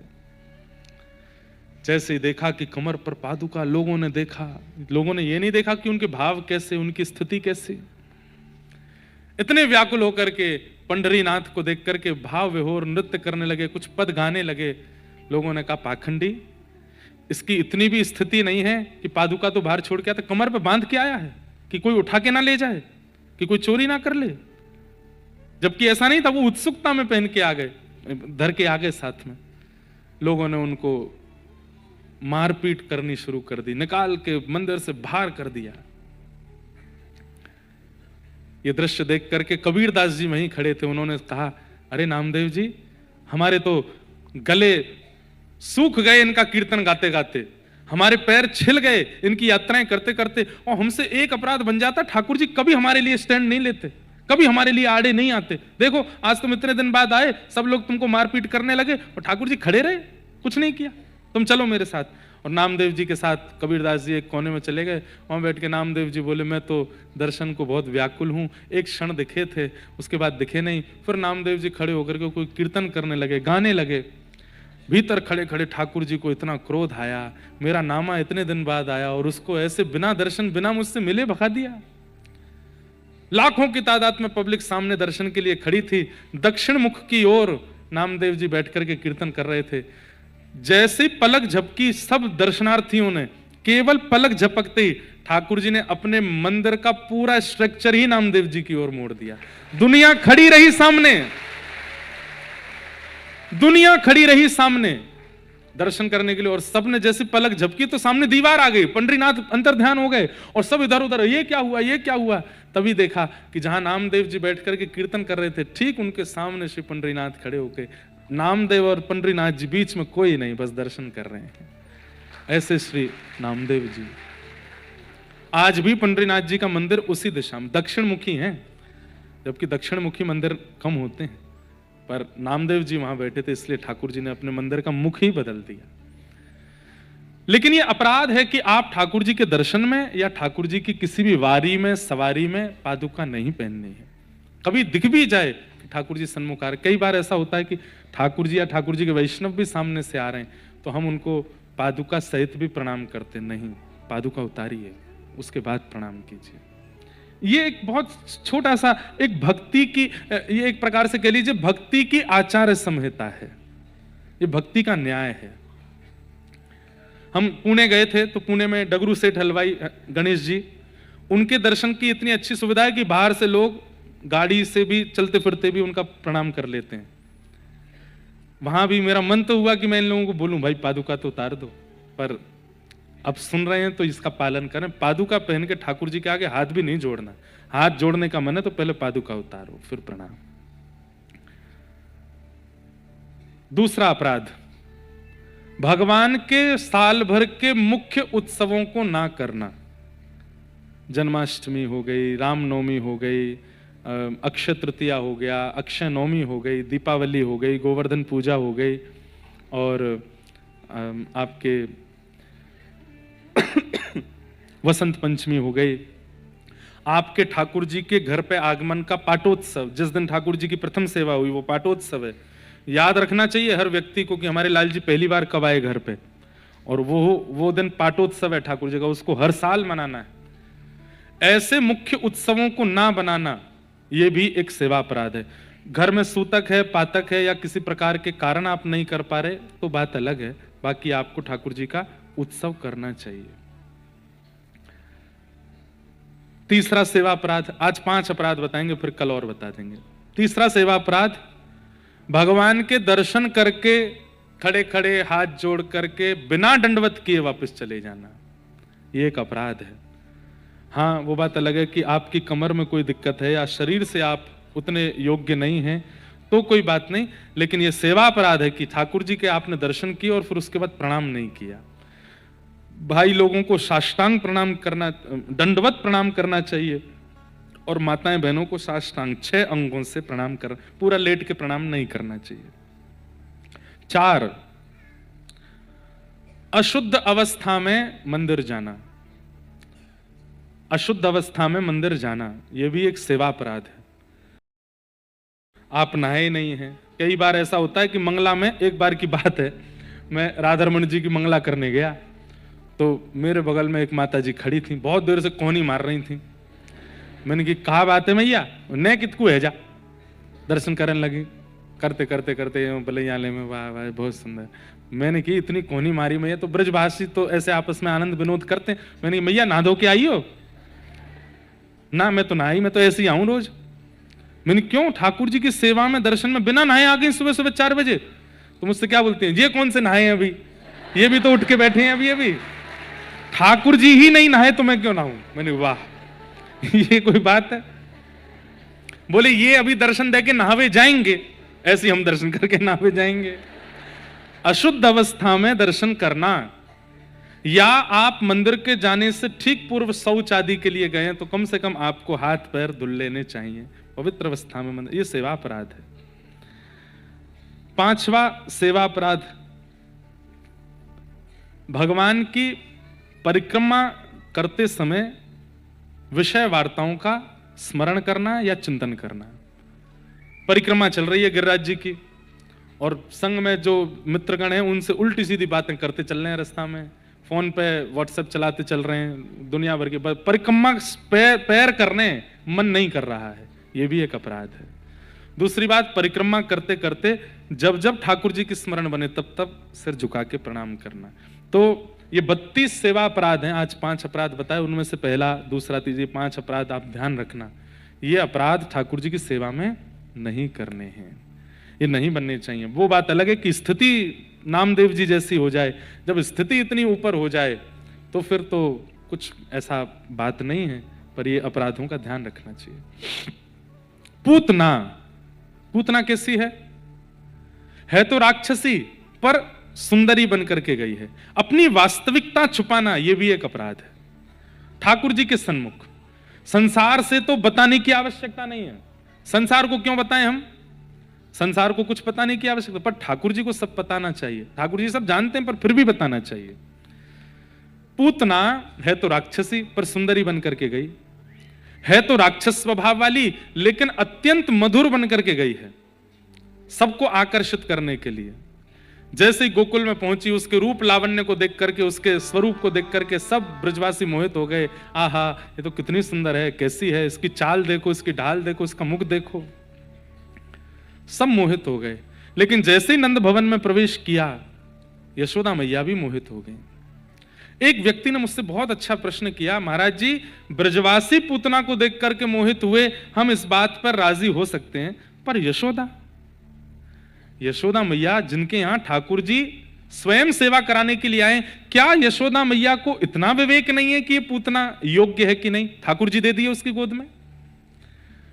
तो हमने ये प्रश्न एक महापुरुष से किया कि महाराज जी, लोग बाग प्रश्न करते हैं कि यशोदा जी तो ठाकुर जी की मैया हैं, उनको तो इतना पता होना चाहिए कि पूतना योग्य है कि नहीं है, उन्होंने ठाकुर जी क्यों दे दिए गोद में? तो कितना अच्छा उत्तर दिया। बोले कि नाम में ही इसका उत्तर है, यशः ददातीत यशोदा, जो दूसरों को यश प्रदान करे उसे यशोदा कहते हैं। दूसरा, यशोदा जी कौन है? जीवाचार्य हैं। कौन है? जीव मतलब हम लोग, और हमारी आचार्य हैं श्री यशोदा जी। यशोदा जी की ही कृपा है कि लाला हम सबके घर में है। मैया नहीं चाहे तो वाको लाला कोई के घर आ जाएगा? मैया चाह रही है, यही मारे हम सब पर कृपा करके ठाकुर जी की सेवा प्राप्त है। तो यशोदा मैया जान तो गई थी कि ये पूतना अयोग्य है। परंतु यशोदा मैया ने मन में विचार किया कि कोई द्वार पर आकर के भी खाली हाथ नहीं जाना चाहिए, ये तो भीतर तक आ गई है। ठाकुर जी के इतने समीप आने के बाद भी अगर ठाकुर जी का अनुग्रह इसके ऊपर नहीं हुआ तो लोग बागों का भगवत कृपा और भगवत अनुग्रह से विश्वास उठ जाएगा। हाँ, हम लोग कहते हैं कि मंदिर में भीतर दर्शन ना हो पाए तो ध्वजा जी देख लो, आपको दर्शन का फल मिल जाता है। और यहां पे सामने पहुंच गई है पूतना, तब भी यशोदा जी अगर अपने लाला को नहीं देती तो कई लोग ये प्रश्न भी कर सकते थे, इतना पास आने के बाद भी पूतना को ठाकुर जी का अनुग्रह प्राप्त नहीं हुआ। यशोदा मैया ने विचार किया, है तो अयोग्य, है तो गुणहीन, पर इतने समीप आ गई है, अब तो यहां पे लाला की कृपा होनी चाहिए। तो उस भाव से ठाकुर जी दे दिए। ठाकुर जी को गोद में लिया पूतना ने, जिसके रूप को देख करके सब मोहित हो गए, उसके रूप पे लाला मोहित नहीं हुए।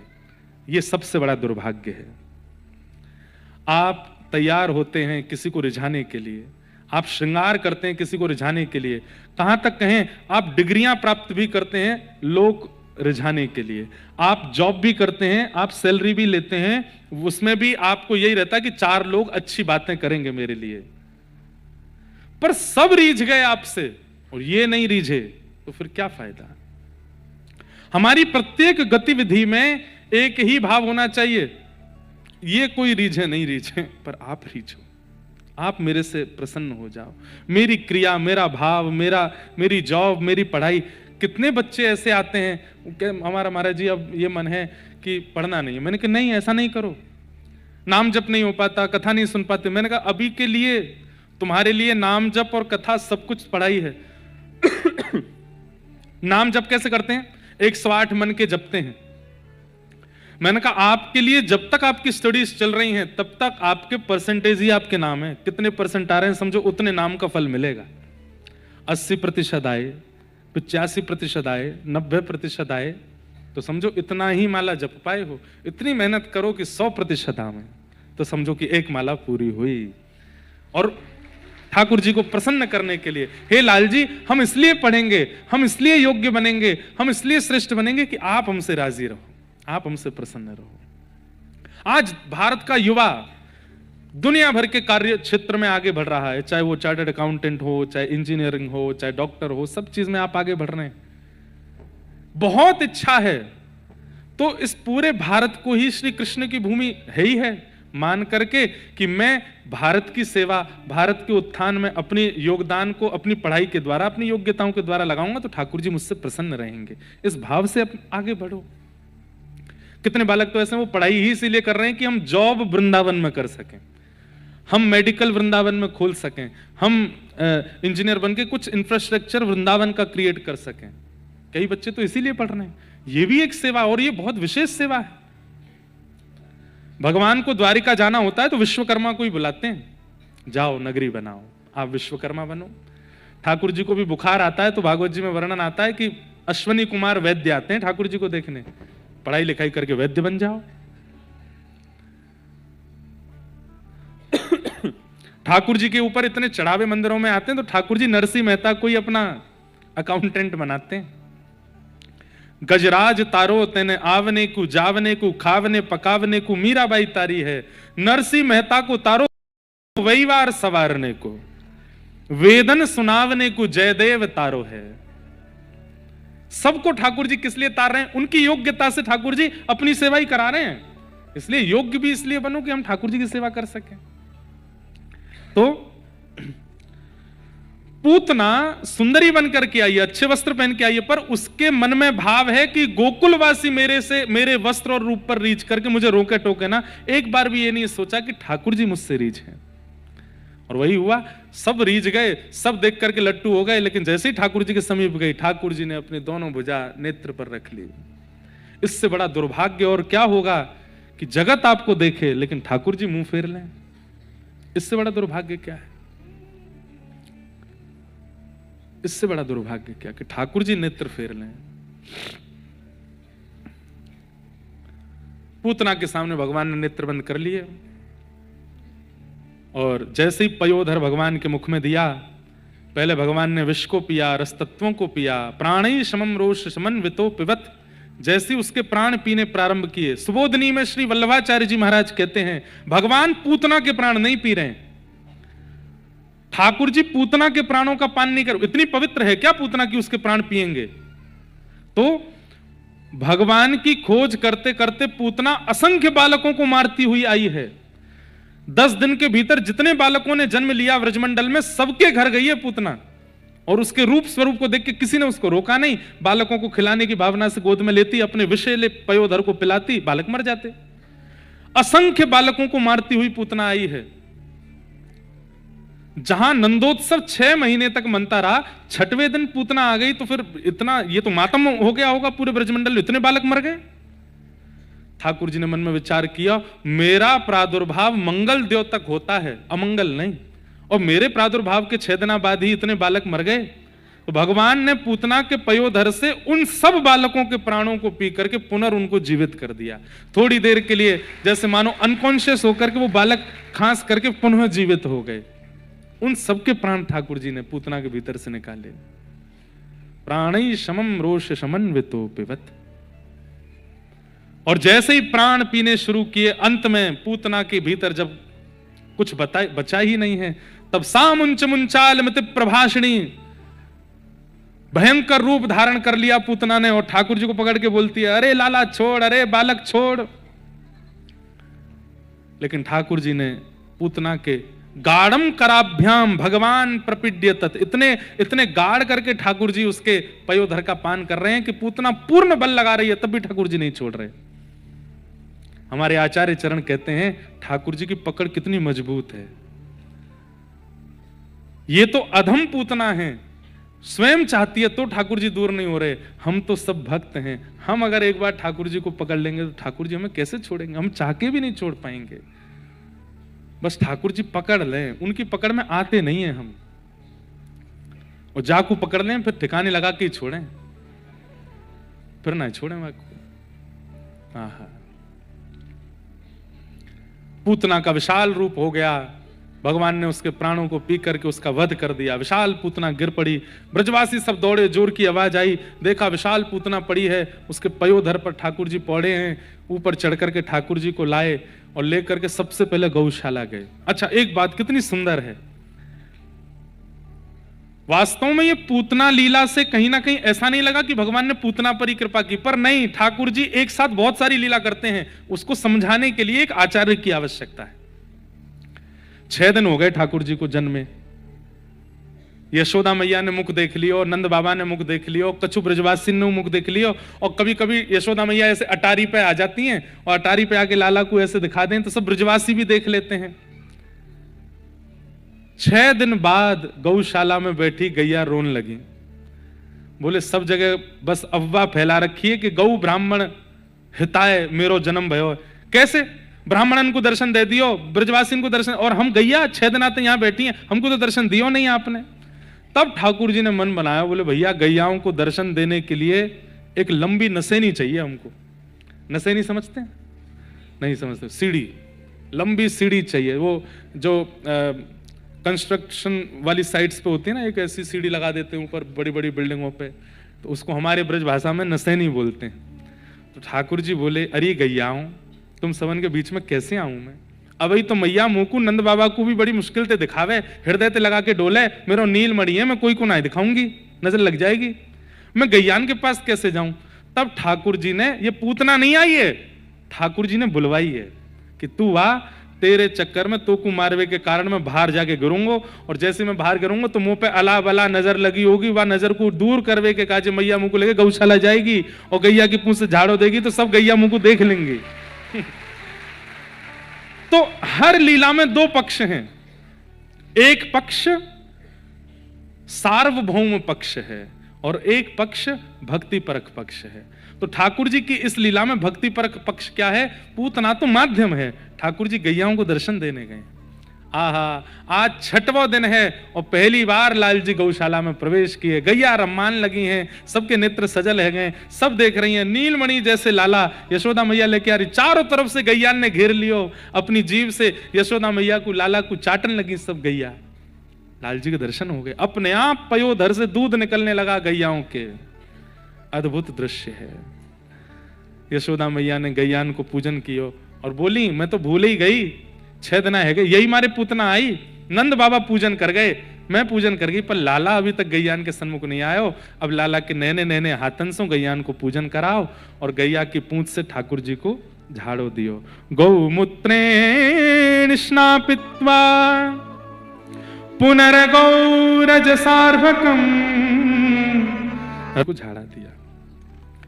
गैया भगवान की वैद्य है, उस गैया को नित्य प्रणाम। मैं तो एक बात कथा में कहता हूं, कई लोग गौशाला जाते हैं और गौ गोबर और गौमूत्र से ऐसे करने लगते हैं, तो जब वे लोग मंदिर जाते हैं ना, ठाकुर जी भी यूं करते हैं। जैसे गैया के पास जाते तो गैया कभी कभी मुंह आगे करे थोड़ा ऐसे, तो डर जाता हो आप खिलाओ। ऐसे आप भी जब ठाकुर जी के पास जाते हो तो ठाकुर जी भी यशोदा मैया मैया जाते, डर लगे मैया के पास जाओ। मेरी गैया ते तो को भय लगे तो तोते मुंह को भय लगे। गैया लगे हाँ अति प्यारी, जग पालन हारी, गैया लगे। भैया ये भी एक प्रमाण है कि आपको गौ के प्रति जीव की दृष्टि नहीं है, आपको गौ के प्रति जानवर की भावना नहीं है। अगर आपका चित्त इस बात को प्रगाढ़ रूप से कहता है कि ये जीव नहीं है, ये तो मैया है, ये तो प्यारी है, और उसकी कोई भी गतिविधि आपको भयभीत नहीं करती, तो ये बात भी प्रमाण है कि ठाकुर जी भी आपको स्वीकार कर चुके। ये सब प्रमाण है भैया। वैष्णवों के चित्त में आपके प्रति प्रीति, गैया के प्रति आपके चित्त में प्रीति, ये सब प्रमाण है कि ठाकुर जी के चित्त में आपके प्रति प्रीति है। गौ से बहुत स्नेह करो, गौ से बहुत प्रेम करो। मुंबई में गैया कम है, दूसरे लोग ज्यादा हैं घरों में, पर कोई चिंता नहीं। जब जब गौशाला आसपास हो वहां जाके गैयाओं को प्रेम किया करो। गैया को नित्य आपको पता है 14 रत्न निकले समुद्र मंथन में, 2 रत्न हम मानवों को प्राप्त हैं। 14 रत्नों का विभाजन हुआ, कुछ देवताओं के पास गए और कुछ दैत्यों के पास। 2 रत्न हम मानवों के पास आए, एक तो शंख और दूसरा गैया। ये गाय जो है ये रत्न है, ये पृथ्वी समुद्र मंथन से प्रकट है सुरभि, और इन दोनों को प्रत्येक दिन स्पर्श हमारे अंग का होना चाहिए। नहीं हो पा रहा है किसी कारण से तो कम से कम चित्त से स्मरण करके उसका स्पर्श करो, ये भी भक्ति वर्धक होते हैं। तो गैया के सन्मुख ठाकुर जी गए। धीरे धीरे ठाकुर जी 3 महीना के भये। पहली बार ठाकुर जी ने करवट लई सो महाराज मैया ने उत्सव कियो, झरा भंडारा कियो। मेरे लाला ने आज करवट लियो है, करवट उत्सव मनायो गयो। और वही में सब ब्रजवासी की इतनी भीड़ लगी, मैया ने पीछे जाके बैलगाड़ी के नीचे लाला सुवाए दिए तो सक्टासुर नाम को एक दैत्य आ गयो। जैसे ही बैलगाड़ी के ऊपर सक्टासुर आयो, ठाकुर जी ने अपनो एक पांव उठा करके प्रहार कियो, बैलगाड़ी 3 बार पलट के गिर गई और सक्टासुर को वध है गयो। 3 महीना के लाला, जोर की आवाज भई, ब्रजवासी दौड़े तो देखी बैलगाड़ी पलटी पड़ी है और बैलगाड़ी में रखे मटकान सो दूध घी दही निकरो है और वहां के बीच में लाला पौड़े हैं, अपने हाथ पांव चला रहे हैं गदमदरा से। लाला मैया ने आके लाला को हृदय से लगायो, और इतनी बड़ी बैलगाड़ी कैसे गिर गई? छोटे छोटे बालक बोले मैया हम बताएं। बोले बताओ। एक बालक बोलो मैंने देखी है कैसे गिरी बैलगाड़ी। बोले कैसे गिरी? मैया तेरो ये लाला है ना गदमदरा सो, गदमदरा मतलब हट्टो टगड़ो। कई बालक होते हैं उनके ऐसे जेली जेली से हाथ होते हैं, नीचे लटके रहते हैं, गाल ऐसे लटके रहते हैं बड़े बड़े, ऐसे ही हैं ठाकुर जी गदमदरा से। मैया ये तेरो लाला है ना? बोले हाँ। जाने मैया अपनो पाम उठायो यूं और इतना लंबो कियो, इतना लंबो कियो, मैया ऐसे इतना लंबो करके जोर ते मारी और बैलगाड़ी पलट गई। मैंने देखी अपनी आंखन ते। मैया बोली इत कुआ। लाला गयो हाँ मैया। मैया ने एक दियो, शर्म नहीं आवे? नेक सो मेरो लाला यूं के या को पाम इतना बड़ो है को।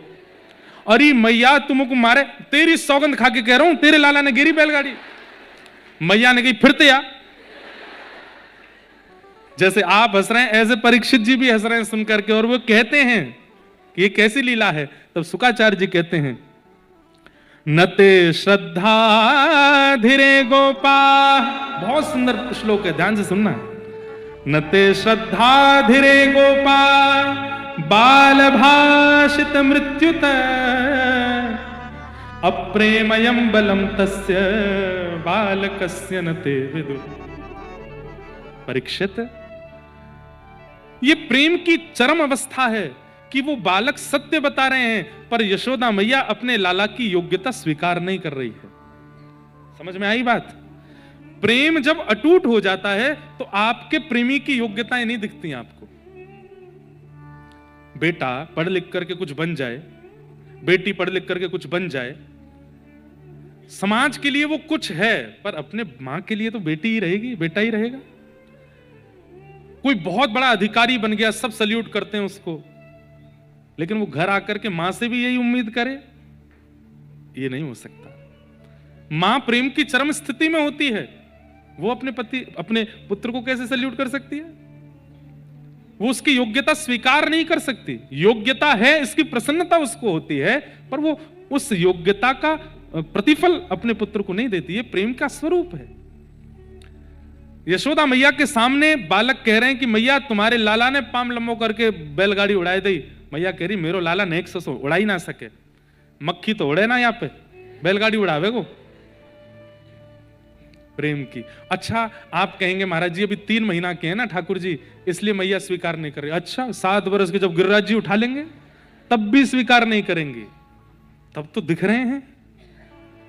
प्रेम में प्रेमी की अति योग्यता अस्वीकार की जाती है, हृदय से प्रसन्नता की जाती है उसकी योग्यताओं की, पर उसको स्वीकृति नहीं दी जाती।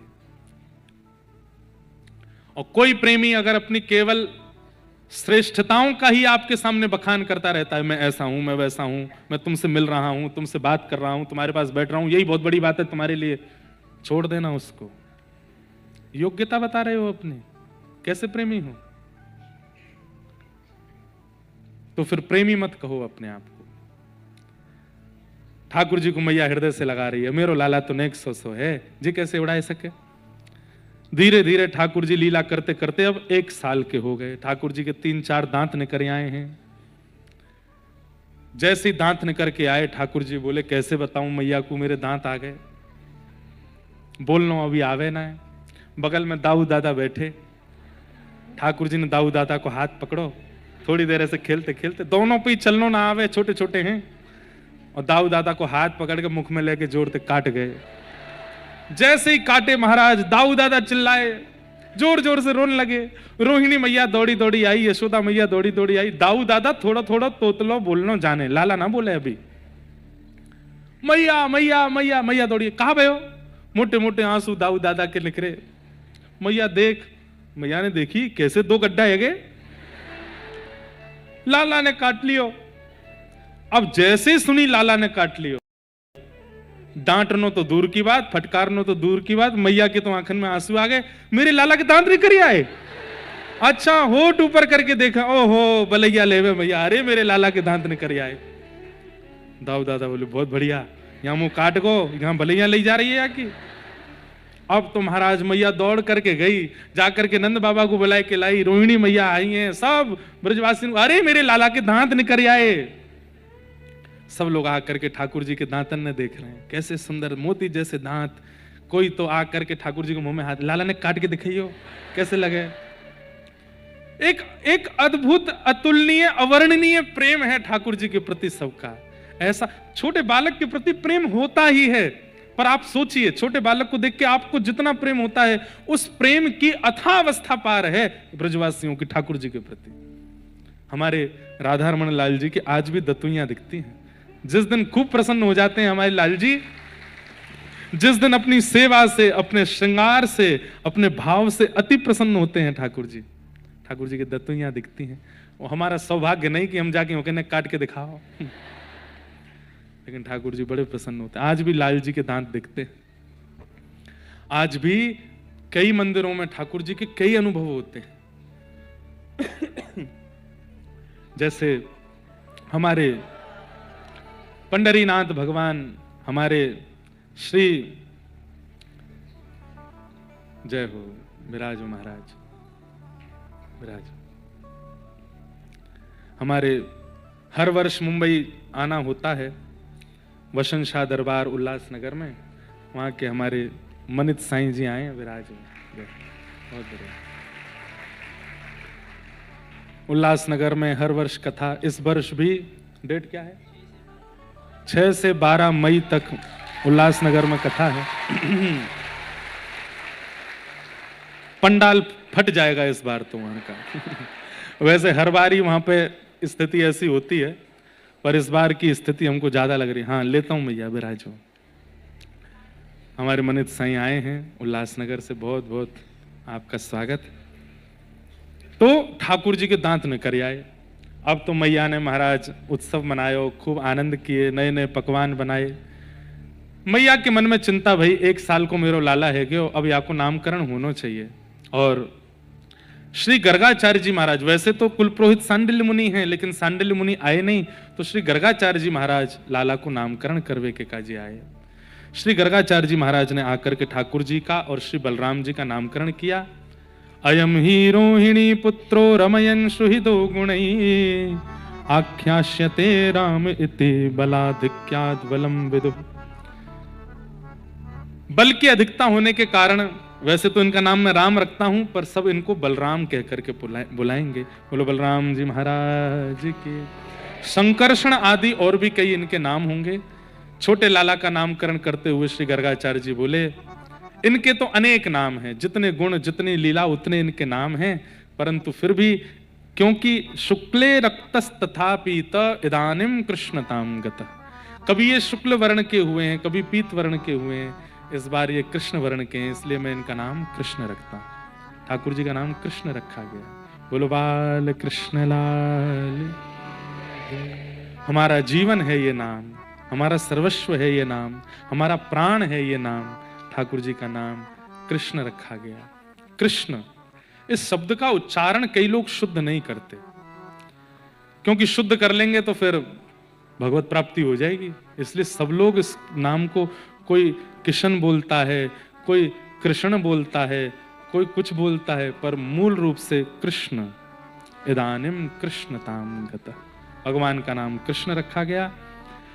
धीरे धीरे अब ठाकुर जी नेक नेक बड़े है रहे हैं। अब ठाकुर जी बोलना तो जानते नहीं, पर मुख से कुछ ना कुछ स्वर निकालते हैं, कुछ ना कुछ आऊ आऊ जैसा करते रहते हैं, गाते रहते हैं। थोड़ा थोड़ा चलनों भी सीख गए हैं। यशोदा मैया लाल जी के चरणन में नूपुर पहना दे, आहा, ऐसी छम छम करके ठाकुर जी दौड़ते हैं। एक जगह वर्णन आता है अष्ट सखाओं की वार्ता में कि प्रथम जन्माष्टमी जब हुई ठाकुर जी की, पहले 1 साल के जब लाला भये, तब यशोदा मैया ने लाल जी को क्षुद्र घंटे का पहनाई। छोटी छोटी घंटी हैं, ऐसी कौंधनी पहनाई है मैया ने। कौंधनी जानते हैं, कमरबंद, ऐसी कौंधनी पहना, वहां में छोटी छोटी घंटी हैं। क्यों? बोले लाला जब सो के उठे, सो घंटी बज जाए, सो मैया आ जाए, अरे मेरो लाला उठ गए हो। कहीं भी ठाकुर जी जा रहे हैं नंद भवन में, सो मैया को क्षुद्र घंटी का अंत ही पता चल जाए कहां गए हो। और एक बड़ी सुंदर लीला, क्या, जब मैया यमुना जल भरवे के काजे जावे, सो लाला सबसे ज्यादा रोमे, मैं हूं जाऊंगा संग में, मोह लेके चलो, जमीन में गिर जावे, पटक पटक के रोमे, मैं हूं जाऊंगा, जमुना जी जानो। तो मैया अपने संग गोद में लेके जावे। अब लाल जी थोड़ा थोड़ा चलना सीख गए, तो मैया के पीछे पीछे चले, चुनरी पकड़ करके, मैया मटकी लेके चले आगे। लेकिन गोपियां इतनी चतुर हैं, ये सब अपने अपने द्वार पे, अपनी अपनी खिड़कियों पे खड़ी हो जाती हैं और लाला को अपने पास बुलावे, लाला यहाँ पे आ जा। तो ठाकुर जी ऐसे तो जामे नहीं, अब बालक को लोभ दो तो आ जाएगा। अब आजकल के बच्चों टॉफी दिखाओ सो आ जाएंगे। ऐसे ठाकुर जी को लोभ कैसे देती हैं, गोपियां अपने हाथ में मक्खन ले लेती हैं और मक्खन को खूब सुंदर से ऐसे सजा के, वहाँ पे मिश्री ने सजाए के बढ़िया सुंदर से दिखे, थोड़े वहाँ पे केसर आदि लगा के प्रतीक्षा करें कब यशोदा मैया निकलेगी। सब लोग इधर देखो, लाल जी अभी आए नहीं है, देखो। जैसे ही यशोदा मैया निकले, सब गोपियां खड़ी है जाएं, मैया के निकलते ही अपना हाथ आगे कर दें, सो लाला की दृष्टि पड़े, मुंह में पानी आ जाए, मक्खन, सोई मैया की चुनरी छोड़ दें, वहां को चले जाएं। और जैसे ही गोपी के पास जामे, गोपी अपने घर में लेके कमरा भीतर से बंद चटकनी लगा दे और लाला को बैठा ले। ठाकुर जी तो वह मक्खन को ही ढूंढ रहे हैं, कहाँ है। गोपी मक्खन धर दे कटोरी में अब के लाला बड़ी मुश्किल से हाथ पड़ो है, खाएगो? बोले हाँ। पहले नाच के दिखा। सो ठाकुर जी नाचे। बोले अब बंदर की तरह करके दिखा, अब मेरी गोद में आ जा, मेरा आलिंगन कर ले, मेरे हृदय से लग जा, मेरे गाल को स्पर्श कर, मेरी नाक को कर, मेरी आंख को कर, मेरे हृदय को कर। ऐसे ठाकुर जी को वही तो रसखान कह रहे हैं, छछिया भरी ताही अहीर की छोहरिया, छछिया भरी छाछ पे नाच नचायो। छछिया किसको कहते हैं? हाथ ऐसे करो करो, तो ये जो बीच में गड्ढा बना है ना, इसको छछिया बोलते हैं। बोले इतने छाछ पे ठाकुर जी नाच जाते हैं गोपियों के आगे, केवल इतनी सी छाछ पे। यहां पे महाराज लोग बाग सोने का छत्र चढ़ा रहे हैं, इतने श्रृंगार चढ़ा रहे हैं, ठाकुर जी पे करोड़ों दान कर रहे हैं, ये लुटा रहे हैं, वो लुटा रहे हैं, तिरुपति बालाजी में हुंडी में करोड़ों की चढ़ाई चल रही है, सब अपनी जगह ठीक है। पर भैया ब्रजवासी गोपीन की तो छचिया भरी छाछ पे नाच नचायो। लाल जी को नचा दें गोपी। इतने में ही दूर पहुंच गई यशोदा मैया के, लाला तू हार तो ना गयो? हार मतलब थक तो ना गयो? लाला तू हार तो ना गयो? पीछे से कोई प्रत्युत्तर नहीं। मैया देखा कहां गयो लाला?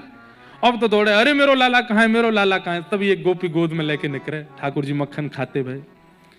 मैया बोली ये गोपीन की बड़ी चतुर चाल है, पीछे से लाला कैसे अपने पास बुला लें। सो आज मैया ने क्षुद्र घंटे का पहनाई है लाला को। अब ठाकुर जी चले, सो मटक मटक के चले तो वो घंटी बजे ठाकुर जी की। जैसे ही कोई गोपी अपने पास बुलावे, मैया आगे तो सुनती चल रही है, यहां ते घंटी इनकी जैसी धुनी आवे, सो मैया दे कहां जा रहे हो लाला? इतकुआ संग चल मेरे। इसलिए हमने कई वैष्णवों से कहा कि आप भी अपने ठाकुर जी को क्षुद्र घंटे का पहनाओ, छोटी छोटी घंटियों की एक कोंधनी पहनाओ। क्यों? कहीं लाला कहीं और चले जाएं तो पता चल जाए कहां तैयारी है आवाज, कहीं चले नहीं जाएं, कहीं छोड़ के नहीं जाएं, कहीं दूर नहीं हो जाएं। ये नूपुर इसलिए पहनाते हैं ठाकुर जी को, क्षुद्र घंटे का इसलिए पहनाते हैं कि कहीं कोई और रिझा के इनको ले नहीं जाए अपने साथ, और जामे भी तो हमको पता चल जाए। ऐसे ठाकुर जी की मधुर स्थिति है, मधुर भाव है। धीरे धीरे ठाकुर जी ने और बड़े भय। अब नंद बाबा के अपनी गोद में लेके, लाला तू कब बोलेगो? नहीं कि एक बार बोलते बाबा, ठाकुर जी नहीं बोले। फिर यशोदा मैया के, ये तो मेरो नाम बोलेगा, मैं पूरे दिन यहाँ कुछ संभालू। लाला बोल मैया, ठाकुर जी नहीं बोले। तुम बोल रहे हो, ठाकुर जी ना बोल रहे। इतने में दाऊ दादा आ जाए, मुंह को दो अपनी गोद में लेके, लाला बोल भैया, नहीं बोले। तभी गौशाला की 2-4 गैया पूंछ उठाए के सामने आ गई। सो ठाकुर जी अपनी नेक सी उंगली उठा के बोले मैया गैया, और जैसे ही बोली गैया, आहा यशोदा मैया तो आनंदित है गई। लाला फिरते बोलियो। अब तो लाला बोले मैया। दाऊ दादा आए, बोले फिरते बोलियो, बोले दादा। और फिर जब नंद बाबा आए तो बोले बाबा। अब तो सबके नाम ठाकुर जी, लेकिन ठाकुर जी ने सबसे पहला अक्षर अपने मुख से, त्रिलोकीनाथ ब्रह्मांड नायक ने सबसे पहला अक्षर अपने मुख से बोला है गैया। गैया बोले हैं। ऐसे ठाकुर जी की मधुर लीला। कभी मक्खन तन पे लगा के गैयाओं को चटाते हैं, कभी मक्खन लेकर के अपने प्रतिबिंब को खिलाते हैं, कभी भुजा उठा के घूम घूम करके कुछ गाते हैं। सूरदास जी ऐसी छवि देख करके आनंदित होते हैं। यशोदा मैया मन ही मन आनंदित होती है। ऐसे ठाकुर जी की संपूर्ण बाल लीलाएं हैं, मधुर मधुर लीला। सबको हम प्रणाम करते हैं। माखन चोरी लीला आदि सब हमने बहुत बार सुनाई हैं। अब वृंदावन ठाकुर जी को ले चलें। एक दिन ठाकुर जी ने घर में ही मटकी फोड़ दी, तो मैया को इतना गुस्सा आई, बोले बता बाहर की तो फोड़ है, घर की फोड़ दी। मैया ने पकड़ करके लाला उखल से बांध दिए। जैसे ही ठाकुर जी बांधे तो मैया तो चली गई, लेकिन 2 वृक्ष वहां नारद जी के द्वारा शापित कुबेर के पुत्र नलकुवर और मणिग्रीव, उनका स्पर्श जैसे ठाकुर जी ने किया, दोनों वृक्ष टूट के गिर पड़े। देवता प्रकट हो गए, दोनों ने भगवान की स्तुति गाई। वाणी गुणानुकथने श्रवणो कथायाम, हस्तौ च कर्म सुमनस्तव पादयोर्न, स्मृत्याम शिरस्तव निवास जगत प्रणामे, दृष्टि सताम दर्शनेस्तु भवत्तनूनाम। आहा, दोनों ने भगवान की स्तुति गाई, भगवान ने उनको मुक्त किया। ब्रजवासियों को लगा कि भैया अब गोकुल में हमारा रहना ठीक नहीं, यहाँ पे आए दिन कोई ना कोई आपत्ति विपत्ति आती है। नंद बाबा के भैया ने कही एक नव कानन, एक नया वन है, वहां कोई नहीं है, आपकी आज्ञा हो तो हम वहां चलें। क्या नाम है उस वन का? तो बोले वृंदावन।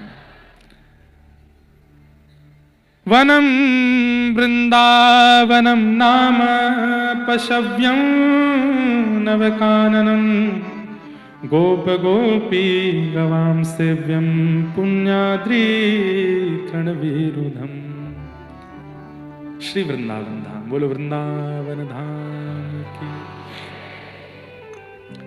वृंदावन का नाम सुनते ही जैसे कहीं खिलौने वाली जगह का नाम ले दो, या जहां पे वो होते हैं राइड्स वगैरह होती हैं, वहां का नाम ले दो, बच्चे उछल जाते हैं ना, चलेंगे हम भी चलेंगे जाएंगे। वृंदावन का नाम सुनते ठाकुर जी मचलने लगे, मैया मैं तो वृंदावन जाऊंगा, वृंदावन ही चलेंगे, मैया वहीं चलेंगे, नाम कितना सुंदर, धाम कितना सुंदर होगा मैया। ठाकुर जी को वृंदावन इतना प्रिय क्यों है? क्योंकि वृंदावन का निर्माण किशोरी जी ने किया है। बंधुओं, जब ठाकुर जी धराधाम पर लीला करने के लिए आए तो किशोरी जी से कहे कि आप भी चलो, तो किशोरी जी ने कहा ये 3 स्थानों के बिना मैं रह नहीं सकती। यत्र गोवर्धनम नास्ति, यत्र नो यमुना नदी, यत्र वृंदावनम नास्ति तत्र नो रमते मनः। ये 3 स्थान जहां नहीं है वहां मैं कैसे जाऊं? इसका मतलब ये 3 स्थान ब्रह्मा ने नहीं बनाए हैं। इन 3 स्थानों का नित्य निर्माण गोलोक धाम में श्री जी ने किया है, श्री गिरिराज जी, यमुना जी और वृंदावन। वृंदावन का एक एक कण किशोरी जी ने अपने हस्त कमल से रखा है, इसलिए सब पूज्य है वृंदावन में, सब वंदनीय है वृंदावन में। जब वृंदावन प्यारो वृंदावन पद की रचना हो रही थी, गांधी धाम गुजरात में लिखा गया, तो उस समय हरिराम व्यास जी का एक पद है, प्रथम दरस गोविंद रूप के प्राण प्यारे, दूजे दूजे मदन मोहन सनातन हिय उरधारे, तीजे गोपीनाथ मधु हस कंठ लगाए, चौथे राधा रमण गोपाल भट्ट लड़ाए, पांचे मेरे को स्मरण में नहीं आगे की पंक्ति, 5 राधा वल्लभ जी, 6 युगल किशोर जी और 7वें कुंज बिहारी। तो ये पंक्ति में पढ़ रहा था, वहां वृंदावन रसामृत पर कथा होनी थी, 3-4 साल हो गए, 3 साल हो गए होंगे। और तब मन में भाव आया कि ये पद कितना सुंदर है, इसका विस्तार किया जाए, इसको विस्तार से लिखा जाए। कैसे लिखें? तब फिर से हरिराम व्यास जी का एक पद सामने आया, वृंदावन की शोभा निरखत मेरे नैन से रात वृंदावन। वहां प्यारो नहीं है, वृंदावन की शोभा निरखत मेरे नैन से रात वृंदावन वृंदावन, ऐसे था। तब मैंने भाव रखा, मैंने कि अब इसी को लेते हैं कुछ। और तब श्री राधा रस सुधानिधि जी का एक श्लोक है, और उस श्लोक में यह वर्णन है कि वृंदावन की एक एक गली, एक एक कोना, एक एक चौराया, एक एक कण किशोरी जी ने अपने हाथ से रचना की है। तब ये भाव आया और शब्द निकले, श्यामा हृदय कमल सो प्रगट्यो, श्यामा हृदय कमल सो। और जब किशोरी जी के हृदय कमल से प्रकट हुआ और ठाकुर जी ने जब उसको देखा तो श्याम हृदय को भाई वृंदावन प्यारो वृंदावन, श्री वृंदावन प्यारो हे श्री वृंदावन प्यारो वृंदावन, श्री वृंदावन प्यारो वृंदावन। और बस इसके बाद हमने कहा अब अंतरे क्या लिखें? 7 निधियों को प्रकट करो, सब सुख सागर रूप जागर रहे वृंदावन धाम, रूप गोस्वामी प्रकट कियो जहां, रूप गोस्वामी प्रकट कियो, राधा गोविंद रूप निधान वृंदावन प्यारो वृंदावन, श्री वृंदावन प्यारो वृंदावन। हर पंक्ति में शायद मैं कभी व्याख्या कर नहीं पाया, पर हर पंक्ति में कथा छुपी है उन ठाकुर के प्राकट्य की। गोमा टीला, वृंदावन में एक कुटी बना करके श्री रूप गोस्वामी पाद विराजते थे और बस व्याकुल थे कि ठाकुर जी मुझे कब मिलेंगे। तब उनको स्वप्न में दिखाई दिया कि एक छोटे से बालक ने आकर के कहा कि ये जो ऊंचा सा टीला है, टीला मतलब छोटा पर्वत, यही के भीतर स्वरूप है ठाकुर जी को। तो उठे तो बोले ये तो स्वप्न था, तो स्वप्न पर भरोसा नहीं हुआ। तब उन्होंने विचार किया कि अगर इस स्वप्न सत्य है तो प्रत्यक्ष कुछ दिखे। तब वही बालक स्वप्न वाला उनको प्रत्यक्ष दिखा और कोई बाबा जल्दी आ। पीछे पीछे गए, एक टीला की तरफ आज्ञा की, वहां ऊपर चढ़ के देखा तो गैया के चारों थनों से दुग्ध निकल रहा है। खोद करके देखा तो वृंदावन के सप्त निधियों के प्रथम ठाकुर श्री राधा गोविंद देव प्रभु प्रकट हो गए। बोले राधा गोविंद देव की। श्री राधा गोविंद देव जी का जो स्वरूप है ये वज्रनाभ ने निर्माण कराया था, भगवान के परपौत्र ने। जब वज्रनाभ वृंदावन आए, भगवान के स्वधाम जाने के बाद भगवान के परपौत्र वज्रनाभ, परपौत्र समझते हैं? पौत्र किसको कहते हैं? पुत्र का बेटा पौत्र। अब परपौत्र, परपौत्र। तो वज्रनाभ जब भगवान के स्वधाम जाने के बाद 16,000 माताएं जो भगवान की पत्नियां थी उनको लेकर के वृंदावन आए, तब उनके विरह को शांत करने के लिए उन्होंने ठाकुर जी का स्वरूप निर्माण कराया। सबसे पहले गोविंद देव, फिर कालांतर में ये भूमिगत हो गए, फिर रूप गोस्वामी पाद ने इनको फिर से प्रकट किया। इसलिए गोविंद देव जी का जब आप दर्शन करते हो तो ये समझो ये प्रत्यक्ष ठाकुर जी ऐसे, यही कद काठी है ठाकुर जी की जैसे गोविंद देव जी हैं जयपुर में। दूसरे, विहरत निस दिन कुंज गलिन में व्रज जन मन सुख धाम। विहरत निस दिन कुंज गलिन में व्रज जन मन सुख धाम।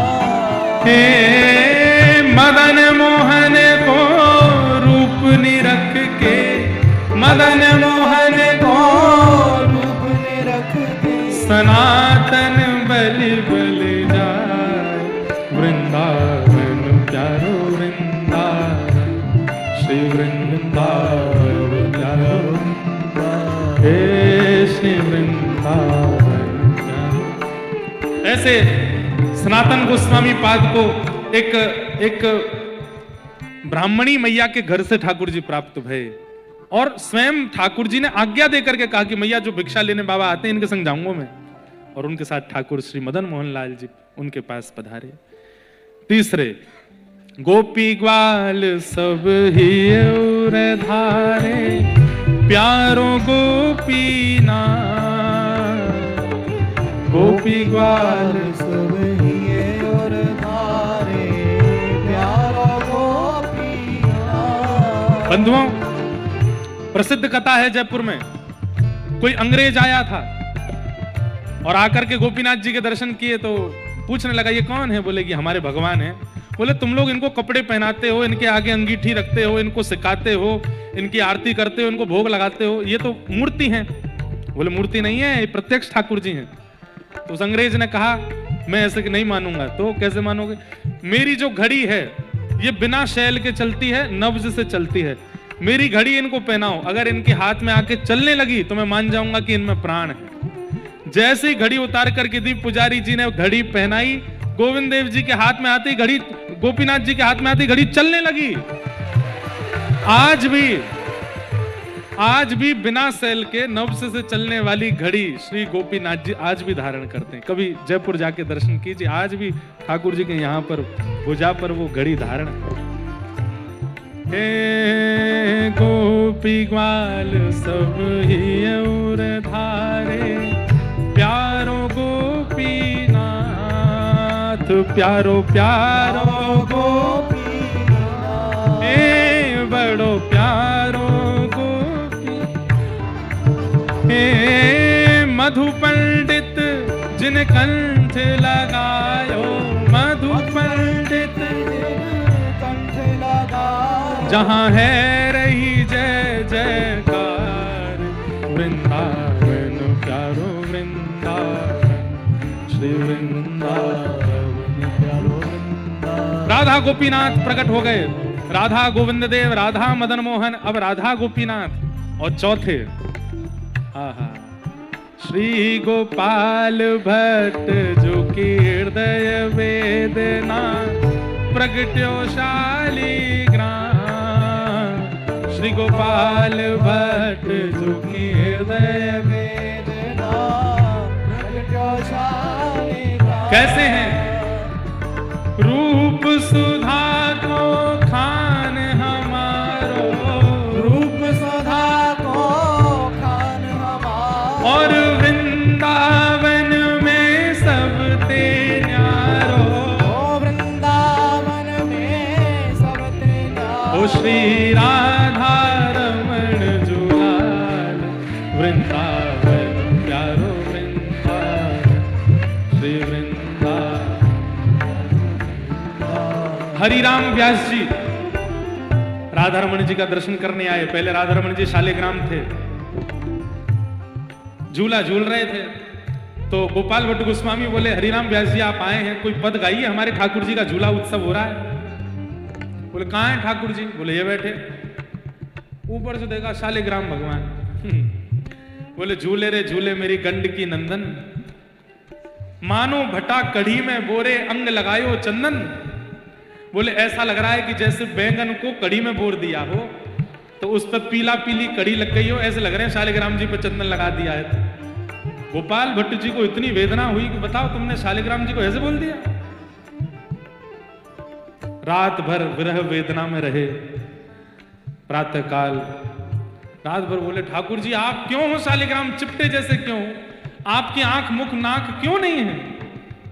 इतना वेदना किया कि आप जब नृसिंह बनकर के खम्भ से प्रकट हो सकते हैं प्रहलाद के लिए, और कृपा से जिस दिन ये विरह वेदना कर रहे थे उस दिन नरसिंह चतुर्दशी थी।